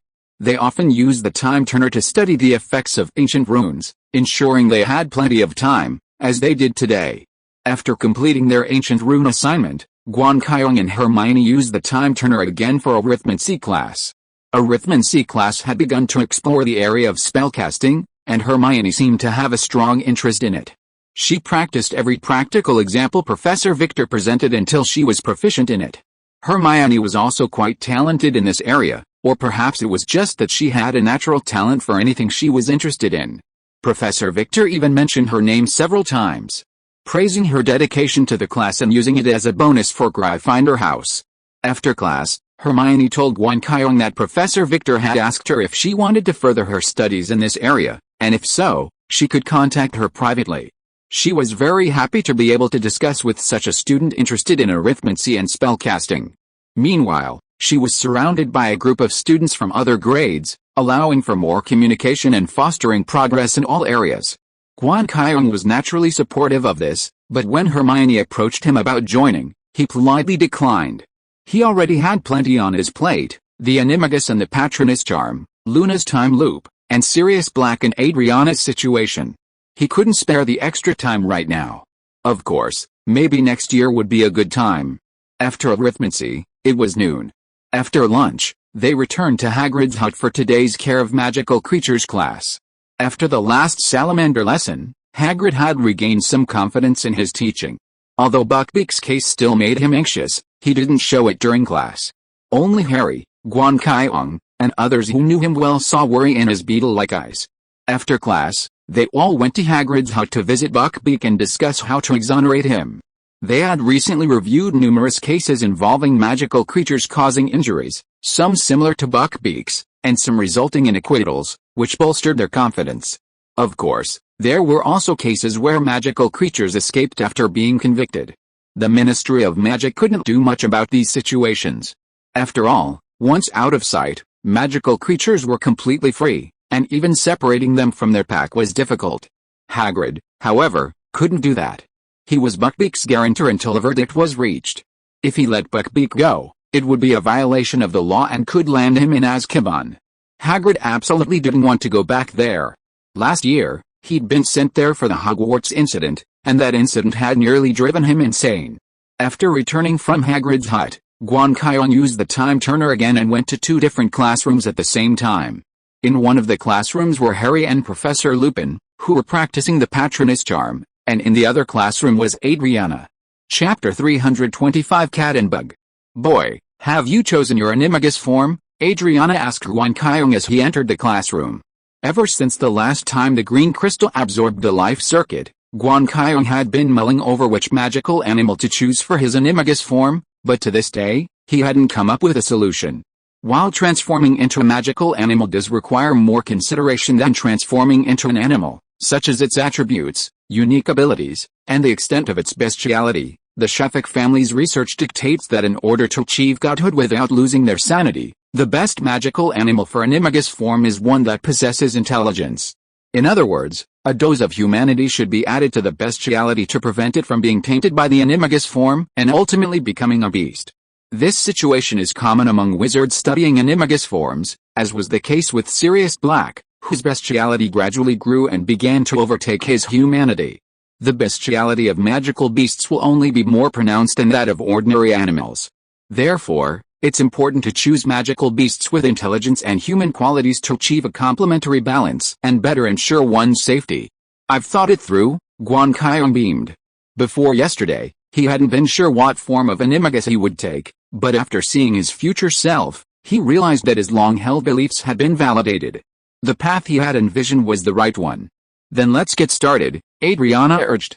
For a regular animagus, after soaking a mandrake leaf with saliva, it needs to be placed in a transparent bottle and exposed to moonlight, where it will naturally grow a magical skeleton. The growth of this magical skeleton is influenced by the wizard's own thoughts, but there's also a degree of randomness, allowing it to take the form of any animal. However, the Sheffic family's research has revealed a method that allows one to control the life force of the emerald crystal, transforming it into the life force of another magical creature, thereby determining the desired form. Once the emerald crystal is fully formed, it will be placed in a bottle and exposed to pure moonlight to solidify its shape before proceeding to the third step. Guan Qiong nodded, walked to the center of the abandoned classroom, and sat down. He opened his mouth, and the emerald crystal flew out from under his tongue, hovering in the air. Within it, half of Guan Qiong's life circuit was contained, now emitting a dazzling green light. From Guan Qiong's magical perspective, his own life circuit was also in a semi-molten state, like iron heated to high temperatures, capable of being molded to any shape. However, things were not that simple. The life force within the emerald crystal had already acquired its most basic properties and had been imbued with his aura. Therefore, special tools were required to transform it. For the life force within the stone man's heart, as Guan Qiong held it, such a process would be straightforward and could be transformed directly. After all, the life force within the stone man's heart was arguably the most essential of existence. Of course, Guan Qiong's stone man's heart ring had already been fixed once, so further transformation would not be as easy as before. Guan Qiong gazed at the emerald crystal in the air, shook his head, and, not wanting to dwell on it any further, he pulled his wand from his pocket and whispered a spell in his mind. Patronus charm, divine engraving knife. A silver mist began to form at the tip of his wand, then coalesced into a small ball that floated in the air. The light of the mist and the emerald crystal illuminated each other, influencing each other, but neither could affect the other. Meanwhile, Guan Qiong's magic surged, flowing into the mist, then slowly constricting, pressing it into a small silver-white knife. This was a technique developed by the Sheffic family, taught to Guan Qiong by Adriana. This magic could bind the divine power unleashed by the Patronus charm, transforming it into a knife, and then using it to alter the form of the bestial animagus. In other words, it could be used to shape the animagus into whatever form one desired. The Patronus charm itself is a manifestation of a person's spiritual strength. While it requires magical power, it only serves as a stimulus and catalyst, not the essence. Therefore, Guan Qiong's control over it is not as easy as other spells. The divine carving knife, on the other hand, employs a clever trick, using magical power to influence the Patronus charm's light mist, binding them within it. This consumes a significant amount of magical power, but fortunately, Guan Qiong need not worry about this. Guan Qiong controlled the divine carving knife, bringing it close to the nearby emerald crystal, and gently lowered it. The emerald crystal's life circuit had already merged with its essence. As Guan Qiong's carving knife fell, the crystal began to shed fragments, then shattered in midair, transforming into its most essential life force. This life force invigorated a person in cat present, leaving them feeling refreshed. But Guan Qiong also felt a pang of pain, a pain as if someone had struck him in the heart. After all, the emerald crystal contained his own life circuits, so it was natural for him to be affected. Fortunately, Guan Qiong could still endure it. He gritted his teeth, his movements no longer slow, but swiftly, swinging the divine carving knife at the emerald crystal in the air before him. Tiny fragments of emerald crystal fell one after another, and the vitality in the air increased dramatically, as if entering a primeval forest. Guan Qiong's face began to turn pale, as if from excessive blood loss. But his eyes remained bright, and his divine carving knife remained steady, without a tremor. Finally, Guan Qiong carved the emerald crystal into shape, and a strange creature appeared before Guan Qiong and Adriana. Wait, Guan Qiong, is this a magical creature? Adriana asked as Guan Qiong paused to gasp for air. Before her, the upper half of the emerald crystal transformed into the shape of a black cat, a lifelike image. But the lower half transformed into something resembling squid tentacles, spreading out in all directions. It was a fusion of a cat and tentacles, a magical creature unlike anything Adriana had ever seen. Guan Qiong wiped the sweat off his forehead, looked at the work in front of him, and smiled. If Adriana could see the life circuit inside, she would be able to see that the life circuit inside has become a fusion of multiple objects. There is the giant squid in the Black Lake, the magical skeleton of Professor McGonagall when he turned into a cat, and the cursed magical skeleton style on Adriana's body. Guan Qiong was able to create it through the combination of many things. If it was in the previous life, many people might have seen its appearance, but in this world, it is the first time it has appeared. It is a cat spirit worm. For details, please refer to the Cat and Worm emoticon package of the Lord of Mysteries. The group leader has been using this emoticon package and likes it very much. Recommend a book by a group member, who is crazy about collecting magical creatures. End of this chapter. Thank you so much for reading until the end. Don't forget to give it a like. Looking for more exclusive content and immediate access? Subscribe to our Patreon. Remember, every like, subscription or donation encourages us to continue. Thank you all. See you in the next video.